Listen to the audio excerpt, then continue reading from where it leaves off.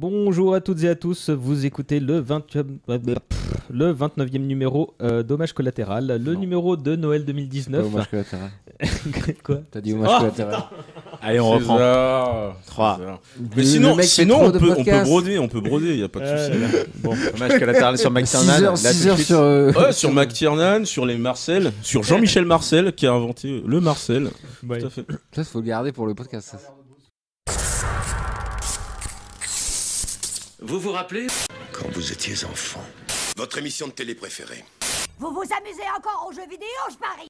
J'ai passé l'âge de ces conneries. Je te propose un voyage dans le temps. C'était là dans le temps, c'était un tube. Cela me rappelle un tas de souvenirs. Je suis trop vieux pour ces conneries, moi aussi. Tous ces moments se perdront. Il n'y a qu'un moyen de le savoir. On fait le bilan, calmement se remémorant chaque instant. D'accord, faisons comme ça. La seule conclusion que je peux en tirer est que Nous ne sommes pas trop vieux pour ces conneries. Nous ne sommes pas trop vieux pour ces conneries. Comme tu penses. Nous ne sommes pas trop vieux pour ces conneries. Ouais.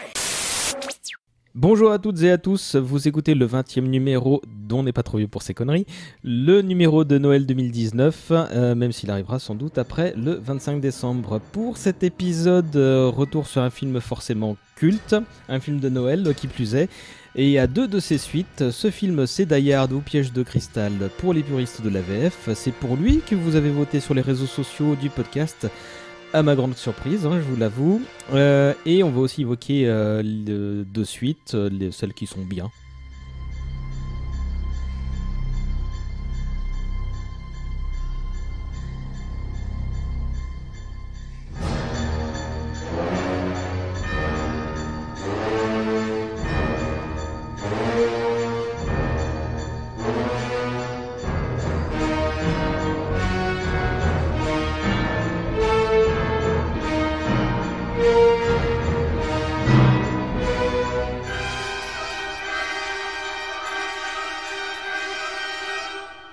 Direction le Nakatomi Plaza en très bonne compagnie pour évoquer les heures de gloire de John McClane. J'ai 4 vrais bonhommes avec moi. Ils sont tous en Marcel, évidemment. Évidemment. Et Ils boivent tous de l'alcool ou pas? Ouf. Non, il y en a un qui est au café. Il a pris l'alcool avant. Oui, c'est vrai. Alexandre, bonjour. Bonsoir, bonjour. Oui, bonsoir. Bonjour. Comment ça va? Ça va très bien. C'était pas trop dur la 86? Non, ça va. La circulation le week-end, ça se calme un petit peu. Oui, c'était moyen pour moi tout à l'heure. On rappelle que tu es... 3 petits points. Consultant. Voilà. je veux dire, Consultant en consulting. voilà, en conditions de travail. Et la dernière fois qu'on t'a entendu, c'était pour cet épisode sur le 11 septembre où on était sérieux. Voilà, j'avais essayé de faire un numéro plus rigolo sur Babylon 5, mais on s'est raté. On s'est raté, mais bah, tu pourras caser un truc sur en fin d'émission. L'épisode est en ligne, je ne referai pas le montage rien que pour toi. Riley, Bonjour César. ça va? Ça va, très bien. Toi, on t'a entendu pour Les Inconnus, il n'y a pas si longtemps que Tout ça. à fait, ouais, j'ai fait Les Inconnus. Et on rappelle que tu es l'un des co-animateurs On dit ça cause animateur, il me semble. du podcast Pourquoi Buffy c'est génial, entre autres choses. Tout à fait. Voilà, oui, je suis monteur et je fais d'autres podcasts. Voilà. On fait des films, JDR Academy, on fera les liens tout à l'heure. Ok. Fabrice, bon, toi t'as Oui. pas de pseudo, toi. Fabrice, Non, c'est bon, c'est bon, j'ai abandonné ce jeu de l'ombre et tout. Les Vigilantes, c'est de la merde. Donc, oui, c'est vrai qu'on a T'as révélé regardé ton Watchmen, toi, c'est pour ça. mais Non, ouais. c'était avant que ce soit cool là, qu'il a révélé son identité secrète. Exactement. C'était lors du précédent épisode. Sur Babylon 5. Et c'était grandiose. Comment ça va? Bah ça va bien. En vacances? Mais ouais, après un petit séminaire bien stylé et tout. Ouais. Et déjà 3 épisodes de The Witcher engouffrés, tu nous disais. Ouais, il faut mater ça. C'est de la Ménard Trash Fantasy. C'est assez cool. Arrête-toi là, sinon on en a pour 2 heures. Oh. Et enfin, Sina, Bonsoir. comment ça va? Ça va pas trop mal, écoute, même si ayant dû venir ici en voiture, Toi je aussi. suis assez épuisé, d'où le café. Est-ce que t'as une vignette verte pour ta voiture ou un truc comme ça? Est-ce qu'elle est écolo? Alors, non, ma voiture n'a pas la vignette. C'est dégueulasse. Anne Oui, Hidalgo, mais- si tu écoutes. Oui, mais il est pas entré sur Paris, il a longé le périph', ça va. Ça Ok, passe. c'est bon. Techniquement Ça parlant, passe. j'ai le droit. Toi, t'étais là pour l'épisode sur Space Jam, d'ailleurs. Tout à fait, oui, Lola Bunny, tout ça, on y revient. Oui, et vous verrez dans quelques années, on vous dira de cet épisode est né quelque chose d'intéressant, mais on en reparlera quand le moment sera venu. Alors je vous préviens, cette fois j'ai quasiment rien préparé, je suis en freestyle pour à peu près tout. Je précise qu'on va se passer du chronomètre pour cette fois parce que ça faisait de la paperasse et que voilà. Et aussi parce qu'on s'attaque à un format saga, même si on va ne parler que d'une partie de la saga, parce qu'il ne faut pas déconner. Je vais donc me reposer sur vous dès maintenant, les amis, et vous demander de pitcher en 2 mots Die Hard premier du nom. Qui s'y colle ? Levez pas tous la main. Moi j'y vais. Hein. Bah vas-y. Film de John McTiernan, 1988, avec Bruce Willis et Alan Rickman. Et c'est l'histoire d'une prise d'otage au Nakatomi Plaza de Los Angeles, donc qui est une grande tour à Los Angeles, fictive il me semble. Enfin le nom est fictif en tout cas. Oui c'est fictif parce que c'était les locaux de la Fox. Voilà. C'est ce que t'allais dire, pardon. Et donc et dedans donc c'est une prise d'otage et comme par hasard il y a John McClane qui est un policier de New York qui est venu à Noël pour voir sa femme et qui se retrouve pris là-dedans. Voilà, dans cette histoire et qui va tous les tuer hein, sans spoiler. Et tu vas garder le micro et nous parler de ta découverte, Riley, du film. Moi en fait j'ai vu le deuxième d'abord. Ah bah tu nous parleras du deuxième. Voilà. Et du coup je me souviens pas vraiment de quand j'ai vu le premier. Je pense que j'avais 12-13 ans avec mon père qui me montrait plein de films et qui m'a dit c'est la suite ou ce qu'il savait pas lui-même l'ordre des films je crois. Mais j'ai reconnu le personnage de John McClane et j'étais content. Mais c'est le mec de Clair de Lune. Non, ça j'ai pas dit ça. Non, non c'était John McClane. Je savais même pas qu'il s'appelait Bruce Willis, je pense encore. À l'époque. Mais ouais, j'ai pris une grosse claque. C'était un de mes films de chevet à cette époque-là. Et maintenant plus. Bah beaucoup moins. Et puis après, je crois que je préfère finalement Une journée en enfer au final. Qui est le meilleur que j'ai découvert encore un peu plus tard et j'avais même la VHS que j'ai eu à Noël et que j'ai regardé en boucle pendant très longtemps. Bon, on va y venir tout à l'heure. Alexandre, Die Hard, ta rencontre. Je ne sais pas. D'accord. Je n'ai pas de souvenir. Non, Ton plus ancien souvenir avec John McClane. C'est le 2, c'est Die Hard 2, 58 minutes pour vivre. On donne les titres en français ou on s'en fiche? Donc on est en France. Die Hard 2, 58 minutes pour vivre. C'est mon plus vieux souvenir, je pense. Télé. Ce qui fait qu'à l'âge de 10-11 ans, les deux se confondent, en fait. Je les ai rangés vraiment dans l'ordre. Pour moi, il y a eu un ordre à partir du moment où le 3, Une journée en enfer, est sorti. Mais avant ça, je ne suis pas en mesure de dire où ça démarre. C'était de la télé, ça passait. Et effectivement, après, ça devient un film de chevet, comme ça a déjà été dit, même si pour moi ça passe par le 3 en fait. Celui qui est synchro avec le moment où j'ai envie de ces films-là, c'est le 3. C'est marrant parce que je vois déjà un début d'unanimité sur le 3. Non, le meilleur c'est le 1, mais ça se voit. Hein. Pendant 15 ans, ça a été le 3. Vas-y Fabrice. Mon préféré, c'est le 3 déjà. Non, ta rencontre avec... C'est le 3. C'est le 3 aussi. Attends. Ouais, non, ça s'est passé. Merci les auditeurs, vous m'avez cassé les couilles pour faire un épisode sur Die Hard. Et voilà. Ouais. Bon, vas-y. Ça s'est passé sur Canal+. Je connaissais pas du tout la saga. Et ils ont passé Une journée en enfer. En fait, je crois que j'ai réussi à mater toutes les rediffusions à l'époque. Je m'étais mis des rappels, des réveils et tout. Et en fait, je voulais à chaque fois le revoir. Tu dois beaucoup à Canal+, j'ai l'impression. Hein. Ouais, grâce à cet abonnement, Canal+ Horizon. Ouais. On le répète. La Côte d'Ivoire avait eu des petits trucs aussi. Et donc, à chaque fois que ça passait, je matais. Et c'est un jour, en rematant, une fois, un de mes frères a dû être un peu saoulé. Et il m'a expliqué que il y en avait eu 2 avant. Et après, j'ai tout fait pour les voir. Le premier, j'ai kiffé. Le deuxième, en fait, j'ai jamais réussi à garder un vrai souvenir du truc parce qu'il n'y a pas grand-chose qui s'est passé. Ah bon? Ah si, il y a une exécution que j'ai bien kiffé dedans, gratuite. On y reviendra. Ouais, mais ouais. Bah, vu que les autres ont cafeté, tu peux balancer la tienne. Mathieu, ta découverte, même si c'est avec le 2, ça s'est passé comment? C'était chez ma... Vas-y. C'était chez ma nourrice. Je pense que j'avais 9-10 ans, il y avait tout un tas de cassettes et on nous laissait regarder tout. J'ai vu plein de Chuck Norris et surtout un gros souvenir sur 58 minutes pour vivre et la scène du couteau où il se bat avec un mec où il y a le couteau qui va vers l'œil là, c'est un traumatisme. Tout ce qui touche les yeux, ça me fait peur. Minority Report, ça va? Ah oui, il y a ça aussi, ouais, c'est vrai que c'est un peu flippant. Et non, voilà, j'avais adoré 58 minutes pour vivre et puis maintenant, c'est vrai que je m'en souviens plus trop non plus, je l'ai pas revu depuis très très longtemps. Alors que Piège de cristal et Une journée dans l'enfer, c'est au moins une fois par an. Ta nourrice était dans les commandos ou... Je ne sais pas. Non, mais je pense qu'elle s'occupait, préoccupait pas de ce qu'on regardait en fait. C'était Mami Elle est Baba. plus Nous nourrice, caler elle est devant plus la nourrice télé. depuis surtout. Parce qu'elle est collée devant Je pense qu'elle Piège de est cristal. Ouais, et puis le Temple d'or avec Chuck Norris, il était formidable celui-là. Si tu fais un épisode sur Chuck Norris. Oula. Rajoute-le sur la liste. Non. Asina. Pour ne pas changer, ma rencontre, ce fut également avec Une journée en enfer. Cassez tous les couilles. Allez, vas-y, raconte. Et pour une fois, ce n'est pas un film que j'ai découvert à Madagascar, Mhm. mais effectivement en France, lors d'une diffusion sur France 2.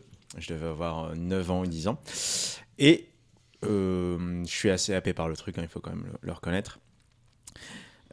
Et c'est au collège, c'est vers 13-14 ans en fait que j'ai vu les deux autres et que les suis rematés plusieurs fois au cours de l'été. Je me suis rematé la trilogie plusieurs fois au cours de l'été.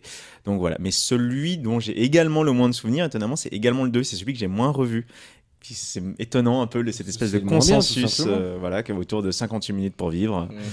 Mais alors qu'il y a quand même quelques bonnes scènes et vraiment, selon moi, de bonnes idées. Mais c'est vraiment celui que j'ai le moins revu depuis toute ma vie. Et depuis, c'est vrai que normalement, une fois par an, j'essaie de revoir le plus grand film de Noël de tous les temps, effectivement, Piège de cristal. Moi j'ai une théorie, mais même si t'as rien préparé, on va quand même faire les films dans l'ordre, je pense. Oui, bien sûr. Donc je garde pour quand on parlera de Die Hard 2. Oui, de toute façon, je Ok. pense qu'on va pas non plus passer 4 heures sur chaque film. T'as vécu à Madagascar jusqu'à quel âge? En fait, je n'ai pas vécu à Madagascar à proprement parler. J'ai passé tous mes étés depuis que j'avais 4 ans, 3 ans même, à Madagascar. En fait, toutes les grandes vacances, j'étais à Madagascar. Et du coup, il y avait tous les films français à la télé, tous les Parce qu'il films n'y a qui pas de étaient faits en cinéma France. par contre. À l'époque, il n'y avait pas de cinéma. Je suis allé en vacances, il n'y avait pas de cinéma. Il y avait pas de Je suis cinéma. allé il y a une dizaine d'années, il n'y avait pas de cinéma. Non, c'est ça, mais de nos jours, il devait y avoir 7 cinémas sur toute l'île. À Tana, je parle. Hein. Non, c'est ça, 7 cinémas sur toute l'île, il devait y en avoir 3 à Tana. Voilà. D'accord. Donc, soyons honnêtes. Et du coup, tous les films en fait passaient en bundle à la télé, tous les films doublés. Il y avait tous les accords en fait avec le CNC sur les diffusions en France et à Madagascar. En fait, ils achetaient en même temps le truc. Quand tu dis un bundle, c'est-à-dire C'est-à-dire que tu avais tout, tu sentais qu'ils achetaient absolument tout et n'importe quoi, et précisément Acheter n'importe des quoi, packs. D'accord. du moment que que c'était juste doublé en français. Et que ça passait à la télé. Et comme je l'expliquais, en fait, le système de classification des films était un peu particulier, où il y avait en gros 3 visas: le visa enfantin, c'est pour les dessins animés, le visa familial et le visa film pornographique.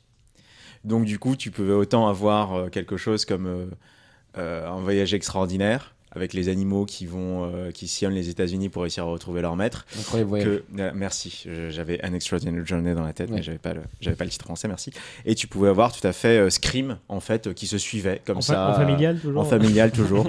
Donc voilà, c'était un peu particulier comme. Ça donne des adultes équilibrés après, c'est exceptionnel. Exactement. Mais grâce à ça, il y avait aussi des soirées thématiques, notamment, je pense que j'ai revu aussi 58 minutes pour vivre comme ça, puisqu'il y avait aussi Con Air dans le lot. Genre, sur les films avions aéroports, il y avait tout ça. Genre, Soirée Marcel. Exactement, voilà. Donc du coup, il y a eu une soirée Marcel aéroport avion comme ça, et dedans il y avait 58 minutes pour vivre et Con Air, les ailes de l'enfer. Je garde à mon souvenir, c'est une ville de cinéma. Alors moi j'ai connu il y a quelques années, hein, c'est peut-être un peu moins frais que ce que ça pouvait comme l'aspect de la ville que pouvait avoir il y a 20 ou 30 ans, mais c'est une ville de cinéma elle est très vallonnée, si ma mémoire est bonne. T'as de l'architecture très différente, en fait, t'as des restes d'architecture coloniale, des choses comme ça, c'est assez génial. T'as des quartiers un peu délabrés, beaucoup. C'était la parenthèse Club Med. T'as de quoi faire. Il faut aller en vacances à Madagascar, mais vous y allez par vous-même, hein, c'est pas le Club Med, il y a pas il y a un manque d'infrastructures, etc. Ça vous dérange quand on continue on ferait le Madagascar plus tard, et puis on voilà. peut faire une émission sur les dessins animés Madagascar et on vous invite et vous drivez le truc. Ah, là je m'en souviens, c'est là que le cousin Radama Chanchose est tombé dans une ça pourrait être pas mal. Ma culture cinématographique vient à 60% de tous les films que j'ai vus là-bas, en bundle notamment sur les soirées. Donc t'allais pas à la plage. Cela dit, donc t'allais pas aux putes non plus, parce qu'en fait c'était un enfant, c'est les putain. deux principales activités. Ou alors, peut-être qu'il y avait des petites putes. Voilà, c'est le podcast de Noël, je le répète. Je note que les soirées théma de Madagascar explosent celles d'Arte, hein, donc en termes de cohérence. Moi, figurez-vous que c'est également par 58 minutes pour vivre que je pense avoir découvert McLean. Comme je regardais beaucoup la télé, peut-être qu'il y a eu une diffusion de Die Hard à un moment ou à un autre, notamment via le service public. Mais le souvenir que je vais partager avec vous, c'est que j'ai découvert donc Die Hard 2 à l'école. Et quand j'ai à l'école, En sortie ciné ? Non. C'est qu'on prof remplaçant nous l'a montré dégueulasse. À Noël. Attends, oui, c'était juste avant les vacances, donc je pense avant Ils font Noël. tout ça, ouais. Et c'est un prof remplaçant qui était ultra roots, donc qui avait porté du cuir en mode biker et le mulet et la totale, tu vois. Et donc il était plutôt cool. Je devais être en CE2, CM1, peut-être CM2 grand max, quoi. Moins que ça, je pense, tu vois. Et tu vois, le mec fait bon, non, on va regarder un film, hein. Genre c'est normal, tu vois. Et je pense qu'il y a une partie de ma classe qui n'était pas habituée aux films d'action à 10-11 ans de voir un truc comme ça. Donc, et je me souviens notamment de jeunes filles de ma classe qui, la scène du pic à glace, Voilà. ça n'a pas marché. Et à la fin, tu vois, moi j'étais content. Bon film. Comment dire, je n'étais pas spécialement perturbé par rapport au film que je voyais à la maison parce que mes parents étaient ultra permissifs. Mais je me souviens que ça a traumatisé quelques personnes. Et le prof remplaçant, à la fin, il y avait de l'action, c'était cool, quoi. Non, Il est toujours instit, ce monsieur. Et figure-toi que 1 ou 2 ans plus tard, en sortie scolaire dans un gymnase ou un truc du genre, je l'ai vu manager une autre classe. Donc manifestement, il avait pas eu de plainte au cul. Donc, Manager, tu veux dire qu'il leur mettait des balayettes et il faisait des clés de bras ou... C'est ça. Non, il s'occupait de cette classe tout au plus. Ouais, il est tué, quoi. Qu'est-ce qui fait votre amour pour cette saga et à commencer par Die Hard, premier du nom Vas-y Riley, je te sens toujours plus en moi c'est l'amour de John McClane, hein. C'est le perso qui tient tout. L'anti-héros. Ouais, l'anti-héros. Là, en plus, à cette époque-là, on est habitué à voir. Moi, j'étais habitué à voir Stallone et Schwarzy. C'était leur époque, tout à fait. Et du coup, les mecs ils sont surmusclés, ils sont entre guillemets parfaits. Et là, le mec il s'arrête avoir tué entre deux méchants, il fume sa clope et tout. Et c'était trop bien, quoi. Il est blessé, il boite. Voilà, et puis c'est ça, il s'en prend tellement plein la gueule et il est toujours debout. Enfin, il y a un côté vraiment où tu t'attaches beaucoup plus à lui. Je trouve que j'ai un autre film de McTiernan que j'aime beaucoup, Predator. Schwarzy est génial dedans, mais tu t'attaches beaucoup moins à lui qu'à John McClane, quoi. C'est pas du tout le même genre de héros et c'est ça qui fait tout de suite que tu sens que c'est différent quand même quand tu découvres le film. Puis après, au-delà de ça, tous les personnages, enfin de Piège de Cristal en tout cas, tous les persos, même les plus secondaires, ils sont caractérisés en 2 phrases. Enfin, ils sont tous. C'est tous des archétypes, mais comme tu dis, en 2 phrases. Mais en fait, t'arrives à. Par exemple, tous les terroristes, ils sont 10, quoi. T'arrives à savoir qui est qui. Ils ont tous des prénoms. Et tu sais, quand ils disent Marco, tu vois qui c'est, quoi. Alors que le mec, tu l'as vu. Je sais pas, il y a un truc en plus dans ce film. Et là, je rebondis là-dessus pour donner une certaine paternité de Die Hard à la saga Uncharted et même à Naughty Dog tout court. Parce que Uncharted, on l'assimile souvent à Indiana Jones, mais en fait, le comportement de Nathan Drake dedans, c'est totalement celui de John McClane. Ouais, vrai, le mec, il marche sur du verre, il se pète des trucs, il tombe, il fait ah non, oh shit! Il dit merde tout le temps. Tout le temps, et c'est cette petite paternité. Et là, dans le prochain The Last of Us, les méchants, enfin on va dire tes opposants, auront des noms. Ils vont s'appeler par leur nom, ils auront un certain comportement. Et ce serait pas sans rappeler une certaine saga où les méchants s'appellent par leur nom, et se venger mutuellement et tout ça. Et ouais, c'est ça ce truc, c'est ce héros qui en chie et qui va y arriver, mais qui va être totalement blessé. En fait, c'est un peu la saga d'action shonen du cinéma. Assina, tu veux dire un truc? Non, mais finalement, ils ont déjà un peu tout dit là-dessus. C'est vrai que ce qui change par rapport effectivement à tous les autres films d'action de cette époque, tu parlais Schwarzenegger, mais il y avait aussi Van Damme, effectivement, Chuck Norris, Steven Seagal, tous les gens qui paraissent impassibles à la caméra. Et là, d'un coup, t'as des scènes avec un mec qui se blesse les pieds sur du verre et tu sens que t'as mal pour lui. Et en plus, on prend le temps de s'attacher à sa vie familiale aussi, compliquée, ses relations humoristiques absolument extraordinaires. Il était bien plus proche du spectateur lambda. Punchline. Voilà, lambda, il est plus proche entre guillemets que du spectateur lambda, mais il est effectivement plus humain. C'est plus cet archétype de héros plein. Finalement, le moins archétypal de tous, c'est John McClane. Il a un dad bod et tout. Non, puis du coup, Donc tu te doutes bien qu'il va pas mourir, mais tu te dis c'est possible qu'il crève. Non, vraiment, c'est Et ça. puis le titre du film c'est Die Hard. Ou qu'il chope le tétanos, ou une connerie comme ça. Non, mais c'est. Alors que tu peux pas imaginer Schwarzy ou Stallone se faire démonter par un gars. En fait, t'y crois pas quand ça lui arrive, quoi. Il faut que ce soit un extraterrestre pour que t'y crois, quoi. Et d'ailleurs, vous qui êtes des spécialistes, j'ai eu vent d'un petit truc sur la galère pour caster le personnage principal, enfin l'acteur, parce qu'on se retrouvait à une époque de film d'action où le personnage principal allait fuir les opposants au lieu de les affronter de face et tous les dégommer. Est-ce que c'est vrai ? Ça, je sais pas, je sais juste que ce pitch-là est tiré d'un bouquin qui avait rien à voir avec ce qui est devenu le Piège de cristal. C'était le 2e ou 3e bouquin d'une série de polars, un truc du genre. Jean-Michel Marcel affronte la mafia. Et en gros, ils ont racheté les droits juste pour avoir le pitch de l'invasion du building, quoi, tu vois. Ils ont fait totalement autre chose. Mais avant que ça devienne Piège de cristal, ça a failli être la suite de Commando. Et donc ça s'est pas fait parce que c'était Joel Silver, le producteur des deux sagas, qui a dit bon bah non, on va en faire quelque chose d'original. Ou alors c'était Schwarzy qui voulait pas. Ça a failli pas mal de choses. Il y a pas mal de monde qui est passé au casting. L'histoire la plus connue, c'est Sinatra. Qui avait 70 piges. Oui, alors parce qu'il avait fait. Sinatra, il a joué dans Sinatra la première adaptation. Ça m'intéresse. Non, en fait, Sinatra a fait l'adaptation du premier bouquin de la saga littéraire, en fait. C'est ça. Et comme celui-là c'était le 2e ou le 3e, ils ont pensé à Sinatra pour faire la suite bien avant que ça devienne Piège de cristal. Et Sinatra a répondu: vous êtes gentil, mais j'ai 70 ans. Et puis maintenant, voilà. Non, ce qui est vrai, c'est que Bruce Willis c'était pas du tout le premier choix et que comme en fait c'est un acteur de télé à cette époque-là. Il avait fait Clair de Lune et que du coup il passait c'était 5e ou 6e choix. Il y avait avant Schwarzy, je crois qu'il y avait même Richard Gere, enfin tous les mecs de cette époque qui étaient beaucoup plus bankable que lui, quoi. Danny DeVito.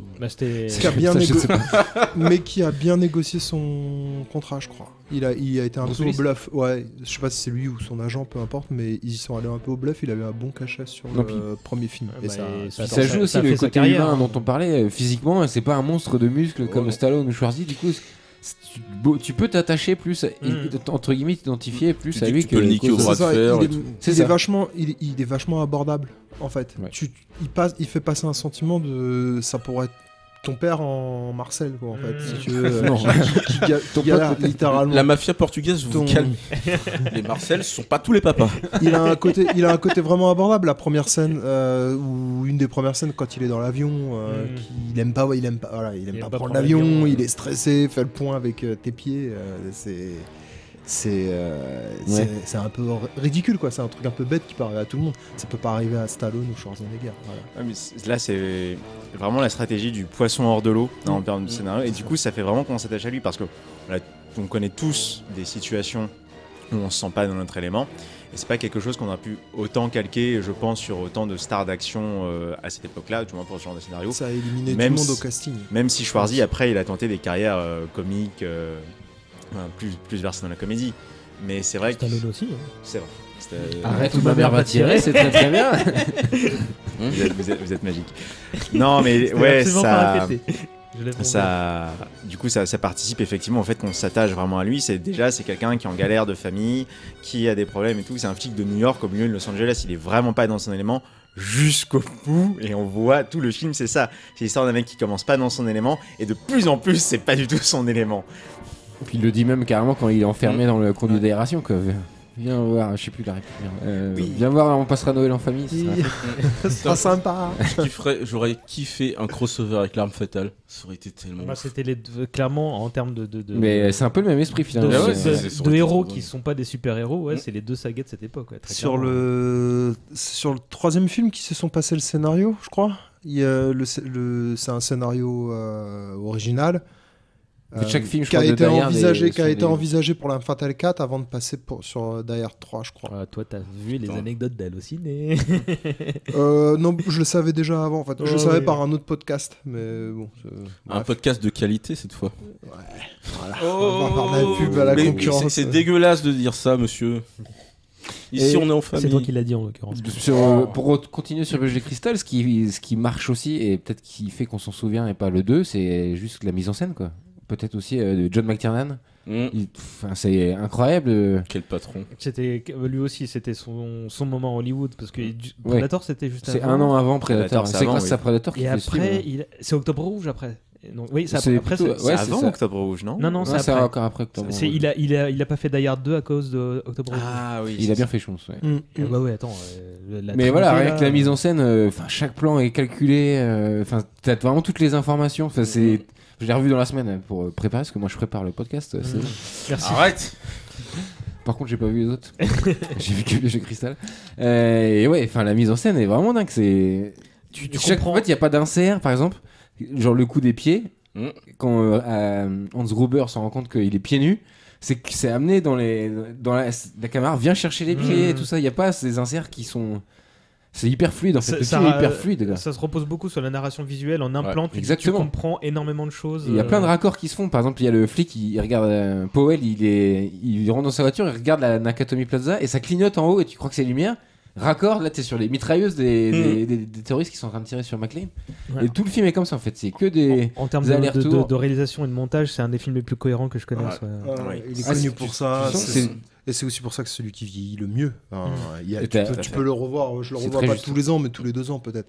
Avec le temps, c'est celui que j'ai revu le plus. Ah, t'as et pas c'est celui que j'ai appris à aimer. Mm. C'est ce que je disais en introduction, la hiérarchie, elle s'inverse quoi, avec le temps. Et t'as pas cette impression de qui est dans plein de films des années 80 ou que c'est dans les années 80, là, une sorte de ça pourrait être n'importe quand parce qu'il n'y a pas du tout peut-être à part les coiffures et encore je trouve que c'est quand même Il y a quand même 2-3 stéréotypes un peu avec Ouais, le chauffeur de taxi agile quoi. C'est quand même c'est aussi vrai, il y t'as a raison, quand même le côté chauffeur stéréotype sur taxi, pattes. le gros flic Comment il aussi s'appelle black, le cocaïnomane Ellis il s'appelle. Ellis, voilà. Ouais, lui c'est vrai qu'il est bien produit à des années 80, c'est vrai. Ouais, parce que Il y a quelques coupes de costard. Non mais le passerait fait que, plus. que tu vois que ce soit presque un huis clos, même si en l'occurrence ça se passe dans un Ouais. building, tu vois, je pense que ça fait beaucoup pour garantir le fait que ça va bien vieillir en fait encore. En plus peut-être ouais. Enfin là je réfléchis en même temps que je parle, mais je me dis que c'est peut-être ça qui fait, tu vois, bon pas de téléphone portable etc. C'est pas grave, ils sont confinés, ils sont obligés Ouais. d'être sous le joug des terroristes. Allemands. Oui. Si vous n'avez jamais vu ce film, il y a eu des terroristes allemands à Hollywood. En fait ils sont pas terroristes en plus. En plus, ils sont pas vraiment terroristes. cambrioleurs. Pour une fois que les Allemands sont des méchants dans un film. Et toujours pour rester sur la Ça mise en m'est scène, il y a un jamais truc arrivé. qui se fait pas trop dans les films d'action. Et c'est moche parce que il y a le Star Wars hier, c'est un des problèmes du film. C'est que, par exemple, les scènes d'action, on ne sait pas. Dans Piège de cristal, on sait où ils sont. Enfin, on sait qui tire sur qui, on sait à quel étage ils sont. Enfin, il y a tout un début à partir du moment de la prise d'otage. Bruce Willis, il monte les étages, il te dit là, ok, je suis au 35, il y a des ordinateurs. Enfin, une sorte de cohérence dans la géographie du lieu. Enfin, tu es dans le Nakatomi Plaza, c'est pas le bordel comme des Encore fois une fois, chez Nolan ou dans les scènes de fusillade où tu sais pas qui tire sur qui. Et là, dans le Star Wars, par exemple, c'est hallucinant. Il y a des scènes de. Pardon de faire une parenthèse sur le Star Wars 9, mais ils se battent dans l'espace. Tu sais pas qui est qui, tu sais pas ils tirent sur quoi. Il y a des antennes à éteindre. C'est un non-sens complet, quoi. Même si Star Wars c'était un des premiers films avec un héros en Marcel, non? Dans les premiers, à un moment, Luke n'a pas Il est porté en un Marcel. Marcel. Tout à fait, oui, sur Dagobah. Sur Voilà. Dagobah, Ouais. Marcel. Allez, Les t-shirts Ça, manches allez, courtes. ça fait le raccord et filiation. tout, c'est bon. Bref, non, pardon, je vais pas vous lancer là-dessus. Le Marcel Cast, donc. Ouais. Alors, Marcel faut Universe. qu'on parle un peu de la VF quand même, hein, parce que Ah je oui. pense- Extraordinaire, les doubleurs. Est-ce que vous avez déjà vu ce film en VO? Non. Une fois, je pense. Ouais. Une fois, vraiment, je veux pas. Des bouts du. Alors paradoxalement, pour avoir. Moi, j'ai pas revu Piège de cristal, mais j'ai revu le 4, le 5 Merde. et le 2. Je me suis T'es infligé, trop assis. je me suis infligé ce que les deux autres, je les connaissais par cœur, donc je me suis. Bon, voilà. Je peux pas regarder les 3 premiers en VO. Enfin, je vois pas trop l'intérêt. J'ai fait des essais, voilà. Par contre, le 4 et le 5, oui. C'est une question de génération, en fait, d'âge, et puis de production de moment. Et du coup, je sais même pas si le 4 et le 5 sont encore doublés en VF par le même, par le même acteur. Il s'appelle comment? Patrick Poivet. C'est le même qui va. En tout cas, dans tous le les trucs 4, de Bruce c'est lui, Willis, tous les films de Bruce Willis, c'est le même doubleur, je pense. Oui. Bruce Willis, oui, c'est ça, il a la même voix quand même. Mis à part pour le 5e élément, il y avait eu des changements. C'est vrai, mais il y a eu quand même il y a trois doubleurs différents, mais ça fait plusieurs années que c'est Patrick Poivet quand même. Et à un moment, il faisait Tom Cruise, Patrick Poivret. Oui, aussi, oui. Et en fait, il a arrêté au bénéfice de Anglade, je crois, ou un truc du genre. Bon, bref, ça c'était la branlette de fans de Le doubleurs. doublage cast. Mais ouais, c'est clair que. Et pas que pas que le doubleur de McClane, hein, mais vraiment la VF dans son Ah ouais, ensemble. tout à fait, c'était ouais. vraiment, C'était une autre époque de la VF, soyons je honnêtes. veux dire, même si les méchants allemands et les accents sont un peu C'était tirés au couteau, nanardesque, mais c'était ça- cool. ça- voilà. J'ai l'impression qu'il laisse les vraies voix en allemand.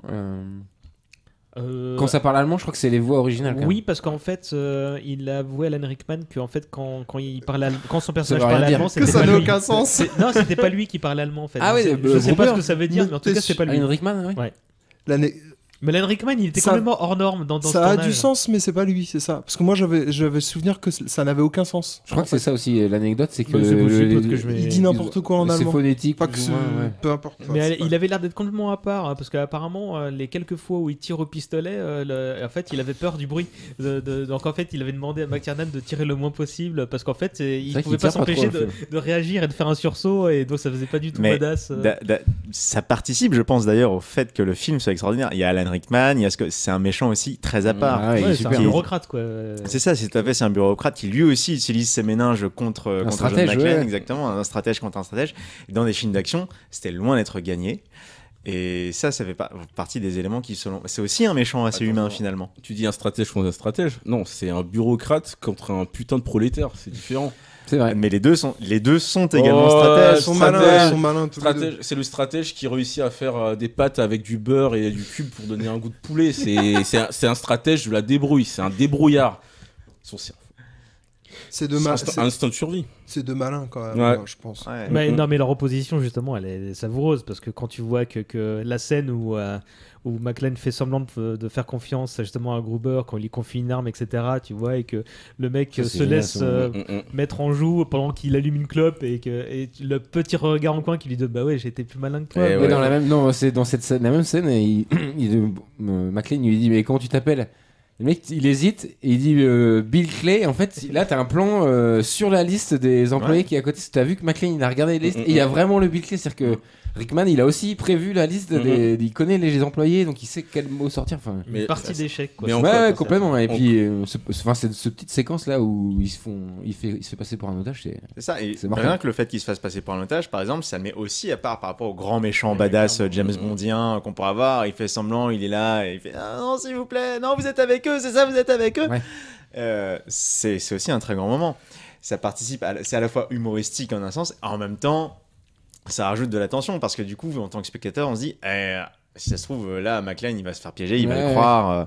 Et c'est très bien fait parce que dans la mise en scène avant, tu vois jamais quand McClane a une interaction, il ne voit jamais le visage de Hans Gruber. Donc en fait, ça c'est complètement cohérent. Mais ça, tu le comprends que quand tu revois le film, quand tu vois les plans qui sont faits, tu vois ah ouais, ok, d'accord. En fait, c'est normal qu'ils savent pas qui est le méchant, quoi. Encore une fois, là, je reviens sur le côté prolétaire, mais de manière sérieuse cette fois-ci. C'est vrai, c'est Monsieur Tout le Monde qui va vraiment devenir un héros intelligent. En général, dans ce genre de film d'action, on avait le prolétariat, on va dire le Monsieur Amérique, qui montrait ses muscles et qui défonçait tout.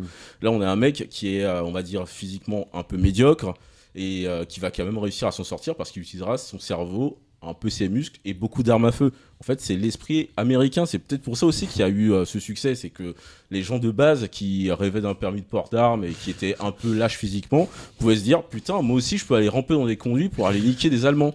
Alors que dans les autres films, on voyait des Américains musclés, hors normes, des super soldats en guillemets qui s'en sortaient. Là, c'est Jean-Michel, ricain de base, peut s'en sortir aussi. Et c'est ça.